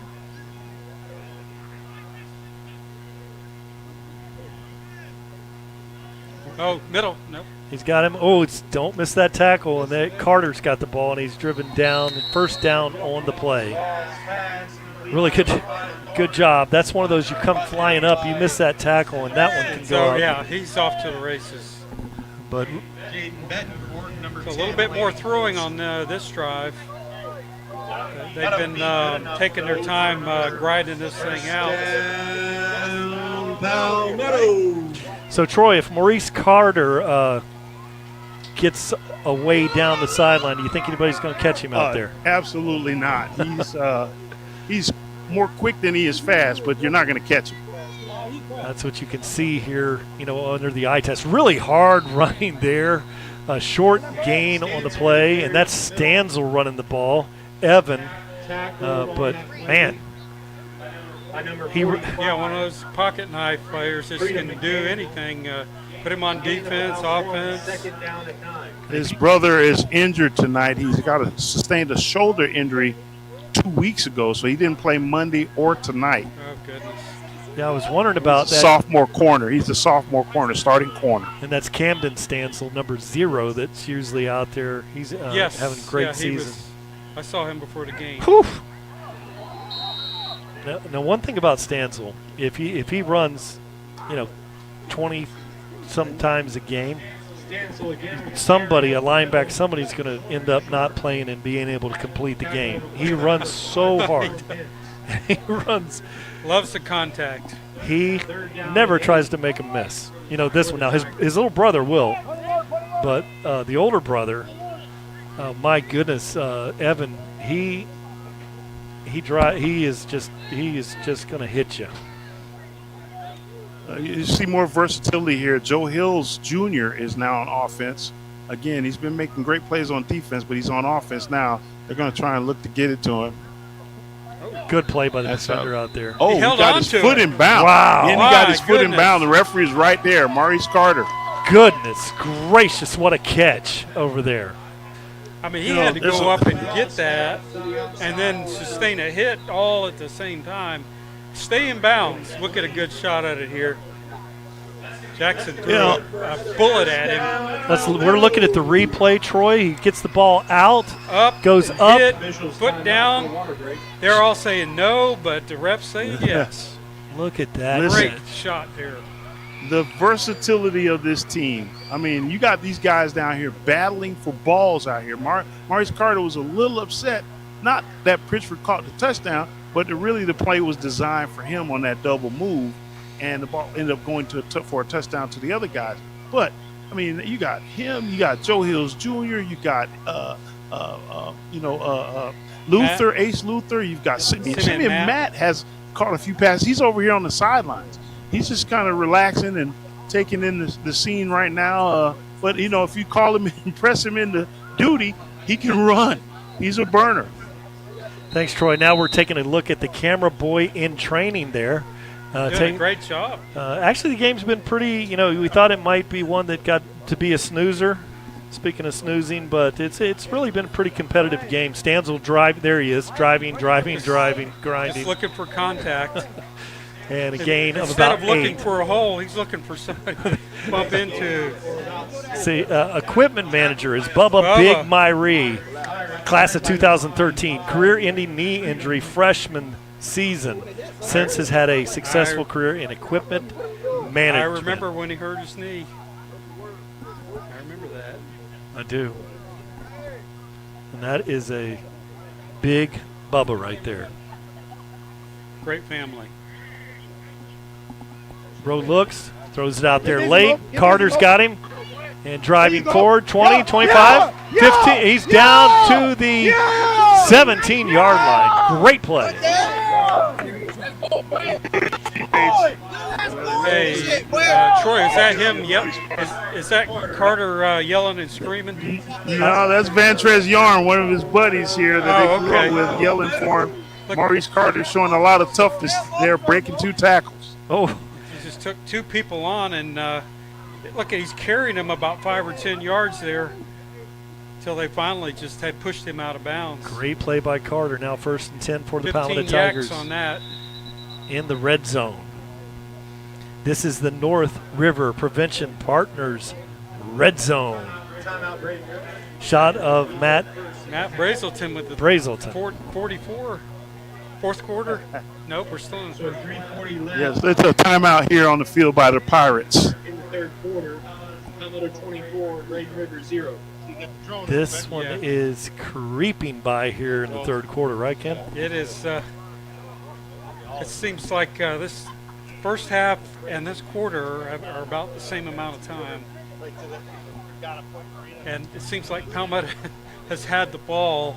I mean, they definitely, if we kept that stat about time of possession, we're going to win that tonight because the offense has pounded it, occasionally throwing, but mostly pounding the rock tonight.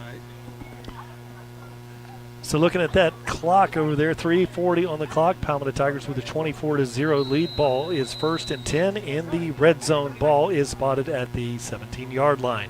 Jackson Rowe fakes the hand. Oh, he's got him wide open. That's a touchdown. And Joe Hills Jr. Nazir Pritchford for the touchdown. That's Joe Hills Jr. Joe Hills Jr. Joe Hills. God. Just like Dad, huh? Played linebacker. Yep. And now he's just like Dad. First TD. I told you, good job. Watch that replay. He just runs by the defender, actually the linebacker. There was nobody covering him. It's the easiest touchdown Roth will probably have all season. Really? It was a breakdown in the coverage there. And for Hills, those are the hardest to catch. Yeah. You're open by 7 yards. And it's the Steve Johnson effect. Yeah. Oh, there's a snap, and he's down it there, so Palmetto will have a 30-0 lead. And Liam, just go ahead and pick that thing up and throw it into the end zone. But, yell fire, and the receivers are supposed to run around, and you throw it up to somebody and let them catch it. And there's no return value if it gets blocked in high school. Extra point. Gets blocked, yeah. And it's not like college where you get a couple. Look at this points. shot here. This looks like bad. little insight on the snap there. You know, in Liam's defense, you know, he's already had to make 2 tackles tonight, Brian. He's actually going to have to take a shower tonight after the game. Most kickers can just go change and just go right home because they don't sweat during the game. Now in Florida, that's a different story, you know, 'cause all you have to do is just walk outside and you're automatically sweating. But he's had a busy night tonight. Yeah, he's been, and all of his different kicks again tonight. You know, Pooch kicking very a lot. versatile, very versatile. I'd like to see him drive one in the end zone for a touchback because Braden River is now lining up on the 11-yard line to return. And you're so right. And if he does, he's pretty much kicked for the cycle tonight. He's kicked a field goal, kicked an extra point. He's kicked a pooch kick. He's had some right down the middle sky balls. And he'll have the cycle tonight if he can put it in the end zone. Now the ball will not carry tonight in this humidity, so he does another high pooch kick. It's going to be fielded there. He's got the ball at the 30. Now he bounces it outside, surprising the Tiger defense. And really good return by Finn DeLeo again. Only to the 23-yard line. Looks like he may have picked up an injury here at the end of that. By number 22. This kid was forlorn about 5 minutes ago. He fumbled that on the second half, and he was burning to get back on the field to hit somebody, and he just did. So kudos to him. Number 22, I don't know his name. That's Jamari Smith, the sophomore, Troy. Yeah, he was chapped, but at the beginning of the third quarter because he fumbled that snap, and the coaches are kind of on him a little bit. That's what they have to do. But he made a point as I passed by him, and he said he was going to go out there and hit somebody on the kickoff. Troy, and it was fun on that Arctic Air after Hills caught the ball. You know, I could hear you through our comms. You were dapping up with Joe Hills as he came off. Am I right? Yes. That was sweet. I mean, this kid has been through a lot. You know, everybody. Your name is Joe Hills Jr. Everybody expects you to live up to your dad. That's a big standard right there. That's a huge standard. Hall of Fame AFL player and a guy that's big time player here for Palmetto High School. But he's lived and suffered through a lot of injuries. He's gone through the position change, the linebacker, which I think he's taken to nicely. He has great size to play linebacker at that next level. But the coaches decided to put him on offense and reward him with a touchdown tonight. That might be his first touchdown as a Tiger. What a great story. What a great report from Troy Bellamy, the Arctic Air sideline report. 3:27 on the clock. Palmetto Tigers with a 30-0 lead. Braden River hands the ball off to Brown. He goes forward for a gain of about 2 on the play. You know, Joe Hill's living up to the dad's name. You know, Troy, Ken, and I think we all share one thing in common. We can't get as far as our dads. You know, we can do our best. But, man, our dads all were superior, you know. And so I just have to say, yeah. I'll give a shout-out to my dad, 84 years old, a Hall of Famer in the Black College Hall of Fame, FAMU Hall of Fame, and the G League NBA Hall of Fame. That's right. So it's unbelievable. Lincoln and off to college in Rollins, right, Troy? No, Florida A&M. I was at Rollins. He played at Florida A&M. Ooh, big hit on that play. Trez Yarn. The running back. That's our running back out there making. That's his natural position. Safety is his natural position. Hey Troy, where he gets an opportunity to the next level. What's that? Would he play that? He'd probably play safety. Yeah. He would definitely play well, safety. Just from what I saw there, I agree with you 100%. Awesome. And he's only a junior, so he can only really get better, bigger, stronger, better, faster, the whole 9 yards. He loves the game. He works hard. He accepted the position change too because we had the defection of all the players, but now he's back at safety and he's bringing the boomstick with him. 1:55 on the clock. A little pass out there. It is high. Yeah, Yarn, you know, I knew his dad too, and his dad was tenacious, tough, disciplined, and so we're talking a lot about our dads tonight, but you know, the Yarns, the dads. That's another tonight. name. Another name. And from Palmetto. Yep. Sports history. I give a big shout out to my man Boone here, my cameraman. I'm having to follow him, but he's doing all the work. He's sweating. and I'm over here. You know, they call me the Iceman, so I'm not really sweating like that. Speaking of ice, I was at the hockey game the other night, and I saw Boone working, and I'm just hoping I hope Chad didn't tell him where we were sitting, because I did not want to be on that jumbotron. Boone, another Manatee County graduate, and I'll tell you a story after this punt.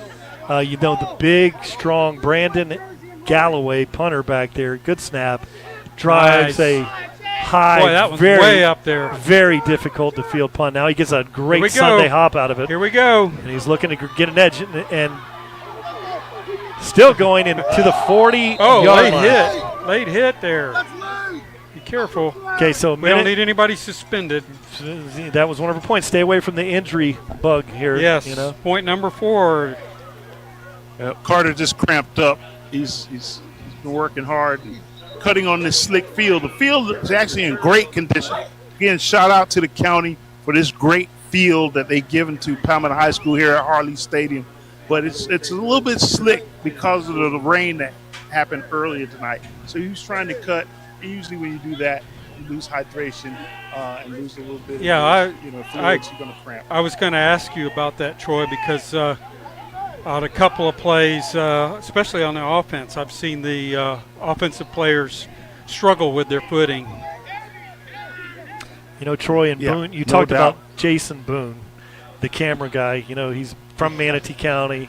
He works for ESPN. He does a lot of things. I was watching a baseball broadcast, and Jordan took his daughter to a game, and I kept seeing a shot of my son and the daughter and his daughter, Covington on the air, and I said, Jason Boone must be carrying that game for ESPN, and he sure was. So he's been there. There's the Boonster.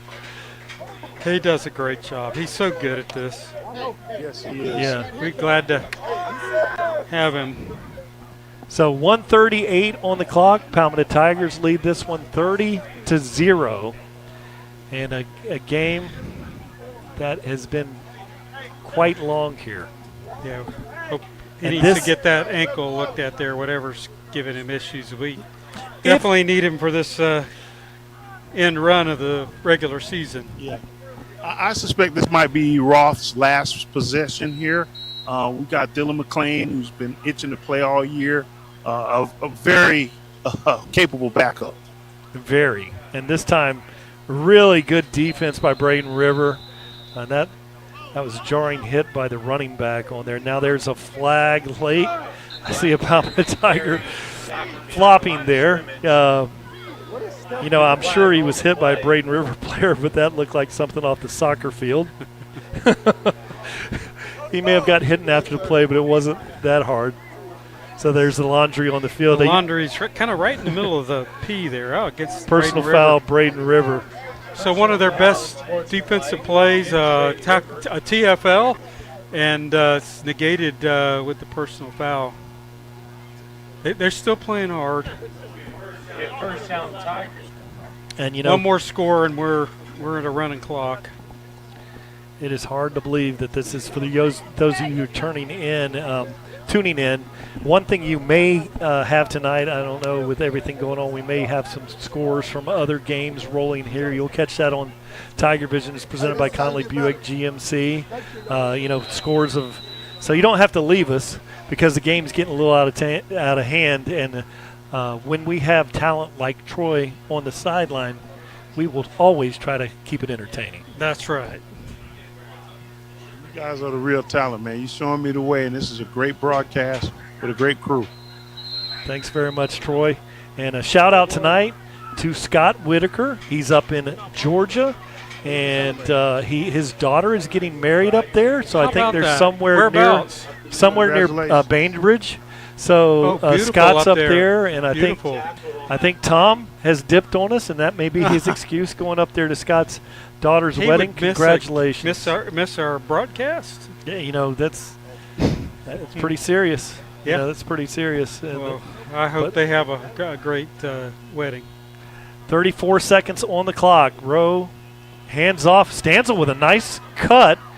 He takes a big hit but lays on top of that. Big downfield block there. No foul. down the field. One of the offensive linemen for the Tigers really unloading on somebody. Clean play, though. So that brings up a 3rd and 13. And that's probably going to be it for this third quarter. The clock shows 8 on the clock. You're watching TigerVision, presented by Conley Buick GMC. Stay tuned. We'll be right back after these messages.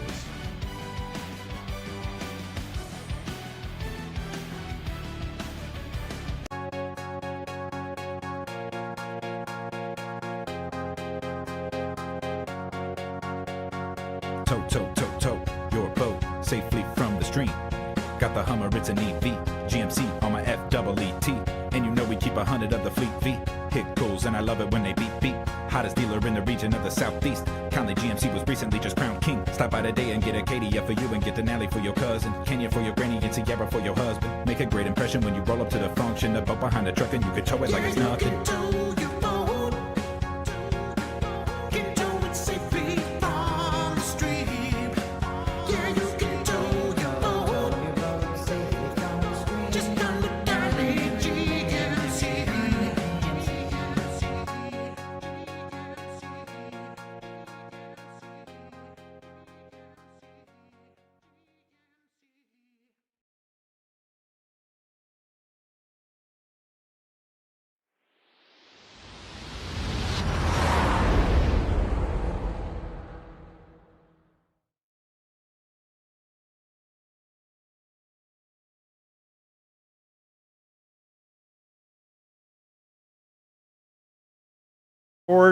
For a gain on the play. So that brings up a 4th down situation for the Tigers. Interesting dilemma here. Do they go for it or sit back and punt? You know, you almost for safety reasons go for it here. You know, to get out to a running clock. Get this game over with. Going to play the field position here.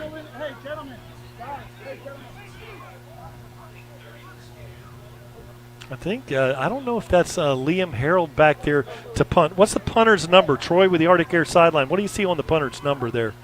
That is Cale Bunce. So Bunce is kicking this one away. Nice kick. Yeah. Driving kick. Great. They're going to get it. Job by the Tigers down that one at the 11-yard line. Great punt by Cale Bunce, number 20. You know, I saw Cale Bunce play on junior varsity a few years ago here at Palmetto High School, and he was a running back, and he was impressive. And then he took a year off. I actually talked to his dad, and his dad said he wanted to take a year off, and that's when he started focusing on weightlifting, which is great. You know, you were 3-time state finalist for Palmetto High School in weightlifting. You're doing something that's real impressive. That's Hall of Fame worthy. Yeah, Troy, what does he deadlift or squat? I heard some ridiculous number. You know, it's something enormous. But I think his uncle was Todd Bunce. Remember Todd Bunce played Southeast. Florida Southeast? Yeah. Yes, big offensive lineman. Yeah. I remember him. I just talked to him. He said his PB squat is 535. Oh, baby. That's a lot of weight. Personal He's best. probably I'll give him 5'8". Maybe 185 pounds. You tell him I said Anatoliv or whatever that guy is on YouTube that goes around and pranks people, said hey to him. 535. That is incredible. That is a lot of weight. A lot of weight. That would be funny. You think you're going to block a kick and you hit that kicker in the thigh? And no. Yeah, no. He's and again, this is a testament to the talent that's on this team. This is a guy who's probably one of the strongest guys on the team. He's super athletic. I told you he played running back here as on the junior varsity for Coach Stansel, and he was impressive as a running back. And he just decided to take some time off from football to focus and concentrate on. Well, that's how you take the time off. You get in the weight room and work on your weightlifting, and because that's just going to make you a better player. I mean. Goodness. That is rare. I think Rich Robrick at Ole Miss, when he was there, he played with Ronnie Colecchio. There was a punter there that was like that. It was like a martial arts specialist. I remember seeing Doc Lucky at the Florida Gators bench press 600 pounds. That's 300 with each arm. There's all these people around him with all these 45s on the side. Oh, my goodness. It's incredible. Well, there is a great run by Julian Brown, I believe. Comes out of there and, wants to extend this game. Wants to get down there, put points on the board, and let's drag this one out for the Tigers. But look at this. Probably their best run of the night. Yeah, nice hole, good blocking, good running. Right now, on the lead, the Tigers have all underclassmen pretty much, except for J.D. Davis, number 25. Another run. Oh, nice tackle. Oh, that is tackle. That is a textbook right there. Okay, cue that one up. If we can get a replay on that, that is textbook. Incredible. Here we go. Here we go. So just the same play. Watch it. Here we go. We're right there. Get that.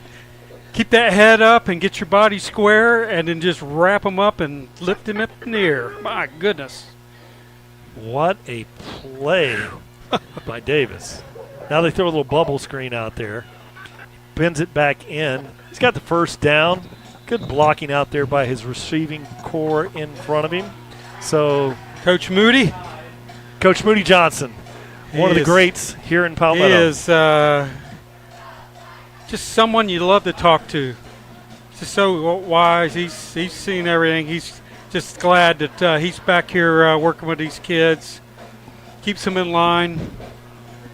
I can tell you that man and Dan Whidden lining this field after rain for years. Yes. Sometimes they'd have to line it 3 times during a week.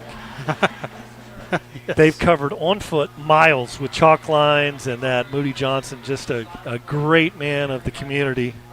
And I have to say heads up to Dan Whidden. They do also. that, but to them it's just trying to be a positive influence around those kids. So 9:48 on the clock. That brings up a 2nd and 10. And these are the, according to Troy, the backups in there. They're holding their own. They're doing great. We need to we're trying to get ready for this stretch. We've got to get these players in there and get some snaps. Oh, nice little play design. Oh, he's running hard. And again, takes a big thumping hit there, but he's got a big 7-yard gain on the play. I think that was Yarn again on the brutal hit there. And nice collision. And that's Uriel Barrios. I love the play design there, though, Ken. See how they washed out all the defense? Yeah. You got younger guys playing out there. They're going to over-pursue. They're going to, Perfect play call at this time in the game. So now 3rd and 3 for Braden River.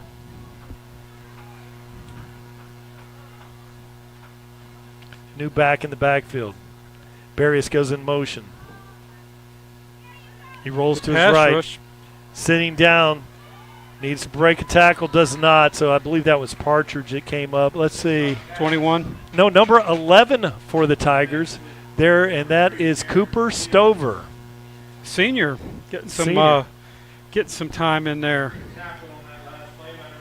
I remember that name. Maybe he played at Braden River years ago. Cooper Stover? Yeah, perhaps. Maybe. Perhaps. Maybe so.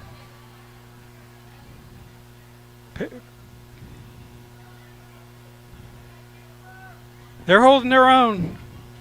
They're doing great.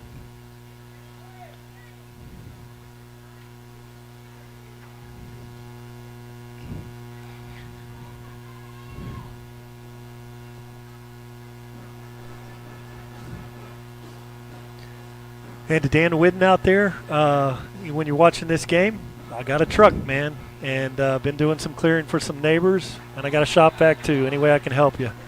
So 7:41 on the clock here. Palmetto Tigers with a very good play there, and number 4 for 35 for the Tigers.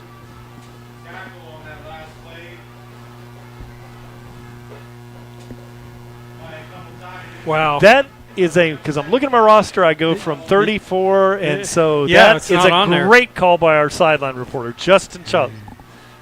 Lincoln students, a very good They're all students. your students, Troy. We know. 7:08 on the clock. Ooh, Brown with a nice move, driving forward, playing hard, first down. Julian Brown. You know, Braden Rivers trying to get a score in here to avoid the shutout, and our young kids here are trying to preserve the shutout. So who's gonna win this possession here? So here with 6:44 in the fourth quarter, Palmetto Tigers with a commanding 30-0 lead, but Braden River playing against a lot of the backups for Palmetto, doing very well are the backups. So Despot will take this, probably fake a handoff to Brown and then maybe a play action. So no, he actually hands the ball off to Brown. He drives forward, and he's got another 7-yard gain on the play. So with this kind of productivity out of Brown, you got to start watching out for that play action pass. He's yeah. It looked just like what you said. He was going to pull it and throw it. So yeah, it's just a matter of time. They're setting it up. So 5:51 on the clock here in the fourth quarter. Braden River driving, playing tough. Yes, they have. Competing. Yes, they have not thrown the towel in. Oh, he throws a little one out there. That is your tunnel screen, and didn't get the block on that interior line. If you're going to run a tunnel screen like that, it's critical. You got four interior linebackers, and you've got to get the block on that interior linebacker on the side of the play. So if you're going to run a tunnel pass, you got to have a tunnel. And and what you described was they blew up the tunnel. Yep.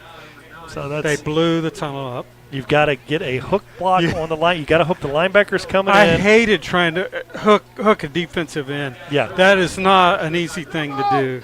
And those guys are usually quick. Linebacker, you're blocking linebackers and ends like that. But if you can spread out the two linebackers in a 4-linebacker formation, then you got to get one block. You come block and you. There's a ball on the ground. Tiger recovery. And a Tigers recovery. Johnny on the spot. Looks like J.D. Davis. Let's look at this again. Did they just fumble, or did somebody 85, knock it out? Oh, just a bad exchange. Look at that dive. Oh my goodness. The running back never had a chance. And that was just 85 on not on my roster. So Troy. Here's 85, Troy. And that's a fresh. No pressure. Let's see what you got, Troy.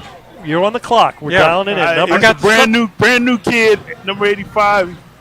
He's a big one. He's just a baby. But what's his name? We need a name. So I've got a drum rolls going here. Drum rolls going here. You're on the clock. 4:46. Palmetto Tigers ball. Ball is on the 29-yard line. So Ken, from this point, I expect to see a lot of Evan Stansel running the ball right down the middle. Oh, definitely. I agree with you 100%. We're going to probably see a lot of clean jerseys going in. Number 85, Isaiah Tyson, sophomore. Isaiah Tyson, the sophomore, just with a baby. The fumble recovery. Great work. You should see the excitement on his face. McLean in at quarterback. Dylan McLean. Hands the ball off to Stansel, runs it. Oh, big nice stiff arm. Runs over a defender, still going. Look at this. Look at this. And then he's going to drive forward. We've watched the program enough to know that was coming, right, Ken? Absolutely. That's good enough. That should be fun. So there were two big. There was the stiff arm here, so he breaks it to the outside. Okay, here comes number 1 right there, 14. Get on the ground, and then he just shoves the guy away, and then just keep doing what a running back should do. Left-handed punch. Yeah, that looked like shiver. Looked like old Mike Allstott type stuff right there, didn't it? Allstott up the gut. Now there's a wide snap, and Dylan McLean on to it. Hangs on to the ball. That was very dangerous looking, but he's safe on that. Going to be a big loss on the play.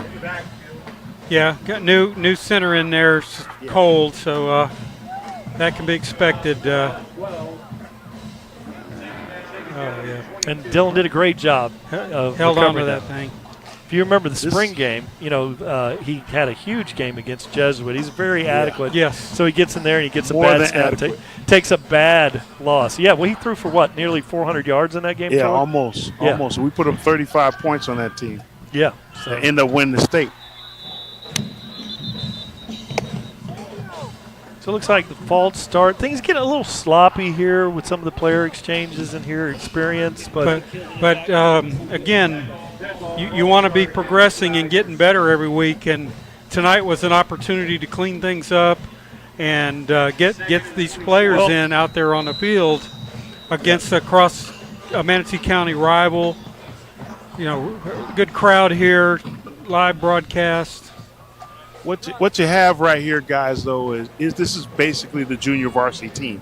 Their season has pretty much been canceled. All the teams canceled their games with them this season for some reason, even Sarasota Riverview. I don't know why, but so these guys are going to get some varsity snaps. They're going to get some varsity practice for the rest of the season here.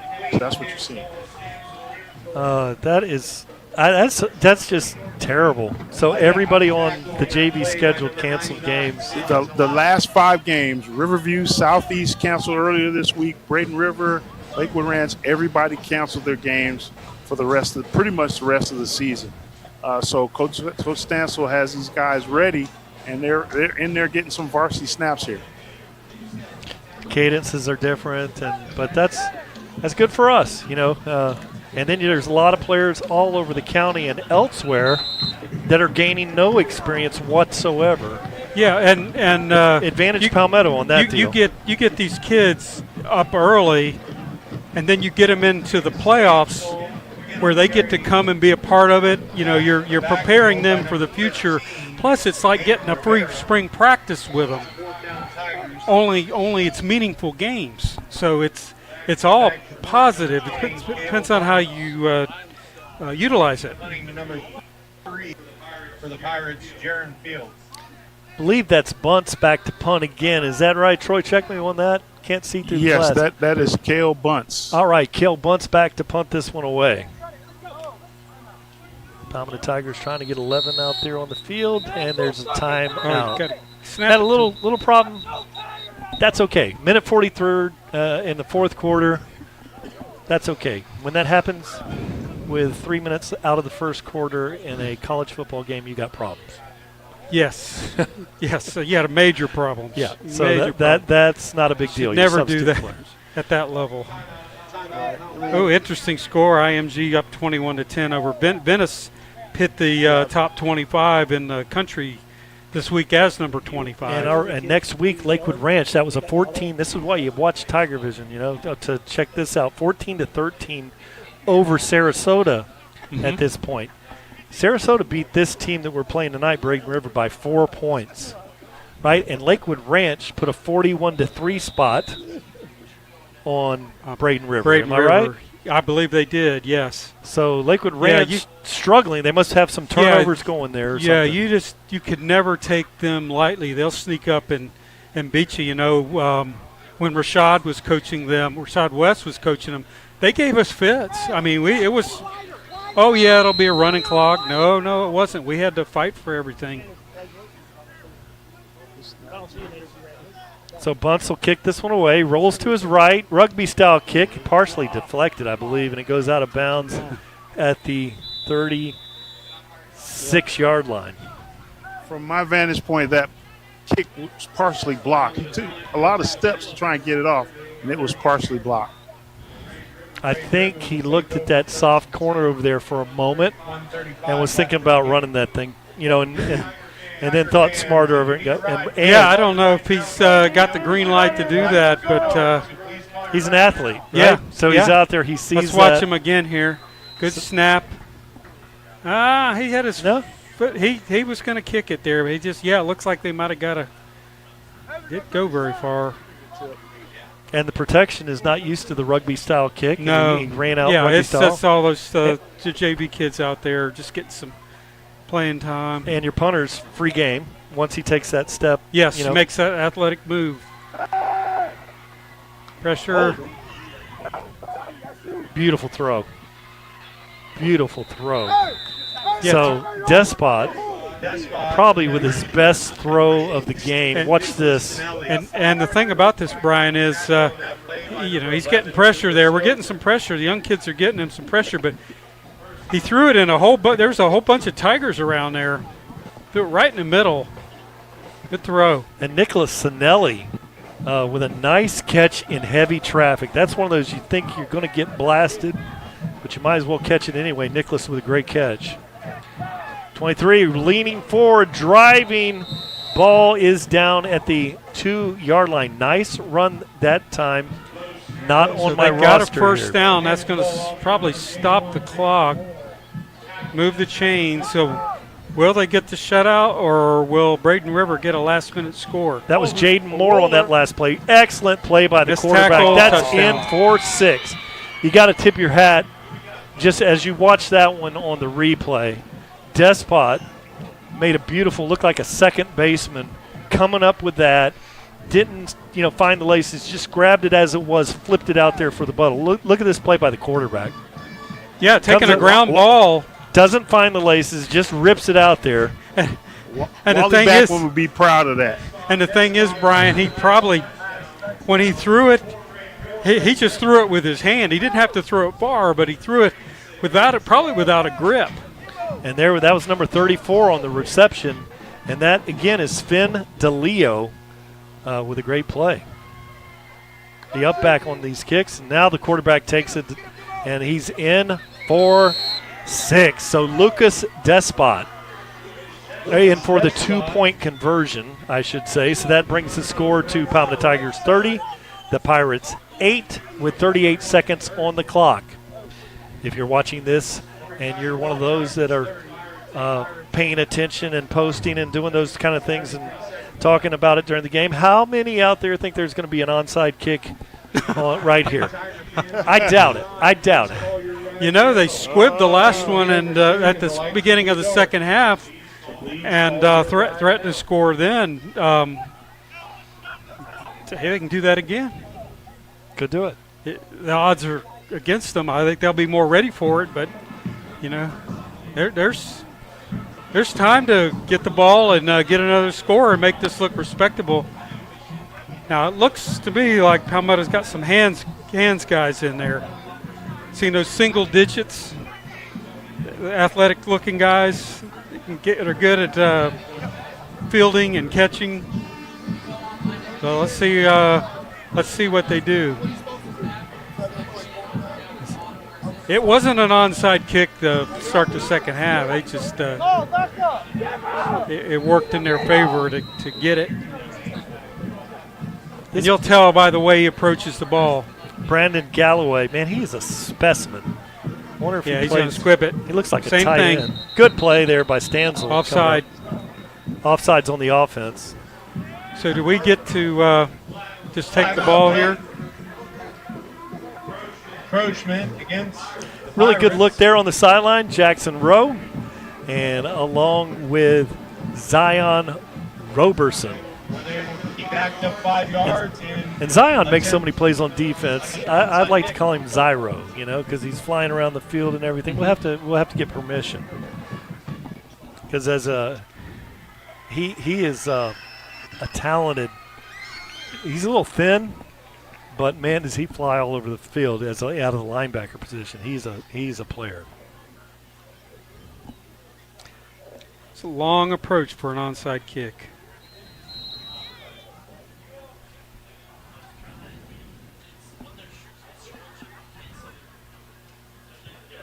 There's another one. High Sunday Hop. That's a good one. Oh, great play. Staring that one. Number 13. Zorian Jolly there, a sophomore, with the rebound. Recovered by number 13. Tip drill rebound. Love the basketball references. Yeah, of course. Yeah, watching it again. Good. It takes that one little high bounce. Get that hand up there. Oh, nice. Nice. And you know what? That ball, it's a lot easier to do with the basketball because that ball's pointed. Troy, I think you may have found that out earlier on that punt that was trying to coming catch down it. to Yeah, you. he was trying to tried catch to a punt. nonchalant the back of the ball with one hand. To catch the ball with the point into your hand. Yes.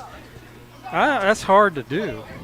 I did catch a 52-yard field goal at Florida Field last year over the wall. Yeah. Did you stay in your seat? Of course. Okay. I almost went over into the tunnel. Yes, you know me. If that ball's close, I know you're going to catch it. And my sons, we've all made that. But as this thing is winding down, Abel, Jordan, and I have all caught field goals without a miss in live game action there. So I can check out now. So 18 seconds on the clock, a really solid victory by the Tigers. The Braden River Pirates, many people saying this is going to be a 50-point blowout. They competed and played tough the entire game. So you have to – and there's a shot. Oh, there's where all the magic happens right there. If you're wondering what Elon Musk or NASA looks like, there it is behind us. Tonight, guys, you killed it with no internet connections. I have no idea how that one got off tonight because everything this little was box bad. right here that's transferring it out onto the World Wide Web. Well, I want to say connection. Part of the contribution there because they did borrow my duct tape. Yes, there was a big need for tape, and you were Johnny on the spot, Brian, with the duct tape. While right now it's double duty because it's holding up the screen so we can see it. It tilts the screen up so we can see it. So we can see it. So I have to teach those guys. I have to teach those guys some of this high-tech stuff that we do. And as everyone knows, we're not quite that good at that. But a outstanding game by the Tigers. We're going to wrap things up here. May have an interview with Troy Bellamy and see if we can grab Coach Sanders at the field. Palmetto does extend that record to 6-0, Ken. So yes, they needed that win tonight to stay in contention for the top seed in the region. That's between them and two other schools. But going back over the keys real quickly here as we're closing out, to get a memorable win for Coach Sanders, not a 50-0 blowout, but a good offense, defense, special teams. I think he would be pleased with it. Is there things they're going to get better at? Absolutely. Get a shutout for the DC. Matt Arcady would be the first. They needed another minute on that one. Fell a little short, but great effort by the defense. And use this as another building block preparing for the home stretch, the Lakewood Ranch, the Manatee, and then the other district game final with Leonard that we're going to have over the next 3 weeks. They needed a good outcome tonight. I think they were there. And then the one that you thought was important, don't let the injury bug get any bites. I think we're good there too. We'll just have to wait and see. As Troy rounds him up, he's joining the team down there. They're going to set up shop there at the 30-yard line. And let's hear a live look in here from Troy and Jason Boone on our camera. Just get in the line. Hey, take a knee. Take a knee. Hey, guys, good job.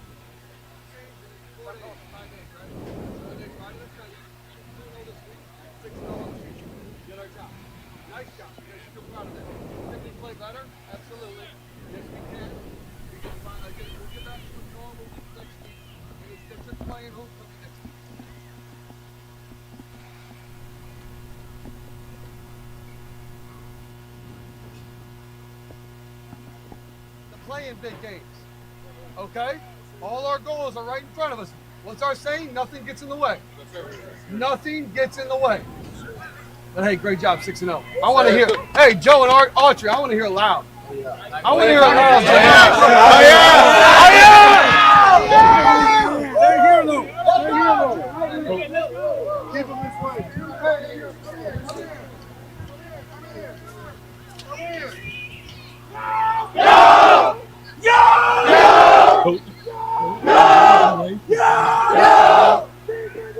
Well, I'll get Coach here after he talks to the news people. All right, Troy, and we'll listen into the team here. Sounds pretty sweet in stereo here. Great look in from Jason Boone tonight. A big victory. Coach Bray's out there going to strike up the troops, and they're going to head off to the locker rooms, and then we'll have a quick interview and wrap things up here. We, again, thank our viewing audience out there for watching us here on TigerVision. It's presented by Conley Buick GMC. Hope that there's a great cleanup effort. Now, final stats tonight. Braden River 8, Palmetto 30. Braden River rushing attempts 23, 109 yards. 21 passing attempts for 80 yards, 189 yards total offense. And if you looked at Palmetto there, 25 rushing attempts, 168. Nice clip there. Passing and then rushing it, and then passing yards were 165 on 19. 50-50. So balance is what Kenny's saying. That is tough to prepare for. Kenny usually has the teleprompter gold thing to show that for me, but balance there you saw in the stats is one of the goals that Coach Sanders brought in. I got Coach with me now. Let's do it, Troy. Shaq, can we get these guys? Coach trying to get the guys to the locker room. They're celebrating. They're enjoying themselves, but everybody's trying to go home. Been a long week, Coach. Yes. 2-0 in 5 days. But it had me extra special playing against your old school. Tell me a little bit about the emotion that you had this week. Playing the early game and then having to come back and play this game. First, the 2 games in 1 week is not easy. So credit to our guys for handling it. Traveling an hour and a half on Monday and then come back 2 quick practices Tuesday, Thursday. We got after on Wednesday, but we can tell our guys are a little fatigued. So it'll be nice to get back to a regular week next week. Big game. But it was a little different going against your old school. You're there for 12 years, so it's a little different going against that name. But at the same time, you try not to take anything personal and keep it in between the lines, and you just prepare for a game like you would any other game. It seems like it's very businesslike to you. So what was your message to them as you, again, that's a tough turnaround for a lot of these young guys, and then you had to play a few of your younger guys early tonight. So what was your message to them this week? Just next man up, and look, we got a job to do, and we got goals that we have to attain, and at the end of the day, we got to accomplish what we got to accomplish to achieve those goals. So, one of our goals is be a district champ, regional champ, 10-0. We're on pace right now, but we're not there. So we still got a lot of work to do, a lot of things to clean up. But credit to our guys for handling everything so far. Great, thanks, Coach. No problem. Congratulations. Thank you. Keep going. Thank you. Thanks, guys. Guys, it was just a pleasure to watch these young men. And like Coach said, next man up mentality. Again, like I mentioned before, there are a lot of guys who were on this roster 4 months ago, and they chose to go elsewhere. So again, you have next man up. That shows the length and the depth of talent that is here at Palmetto High School, and also a credit to Jim Webb for being that bridge, and then Coach Sanders coming in and changing the culture, kind of creating and they still are in the process of creating that image for what they want to be, and their goals are in front of them. Undefeated on the season, 2 wins in 1 week after the storm, and there's a lot more football left to play. Thank you very much for that, Ken. No, good. Complete win tonight. Get back on it next week. Got 3rd district game, and got to be ready to a tough Lakewood Ranch team. Thanks very much tonight, and we'll wrap this one up. Tonight's final score from Harley Stadium in Palmetto, Florida. The Palmetto Tigers 30, the Braden River Pirates 8. The Tigers will play at home again next week on Friday, October 11th, in a very important 6A District 11 game as the Lakewood Ranch Mustangs. Kickoff is at 7 o'clock. Y'all come fill this stadium and keep in touch for any schedule updates or notifications by going to our YouTube landing page, TigerVision Palmetto. We again thank the #1 fans in the world for watching TigerVision as presented by Conley Buick GMC. One town, one team. Go Tigers.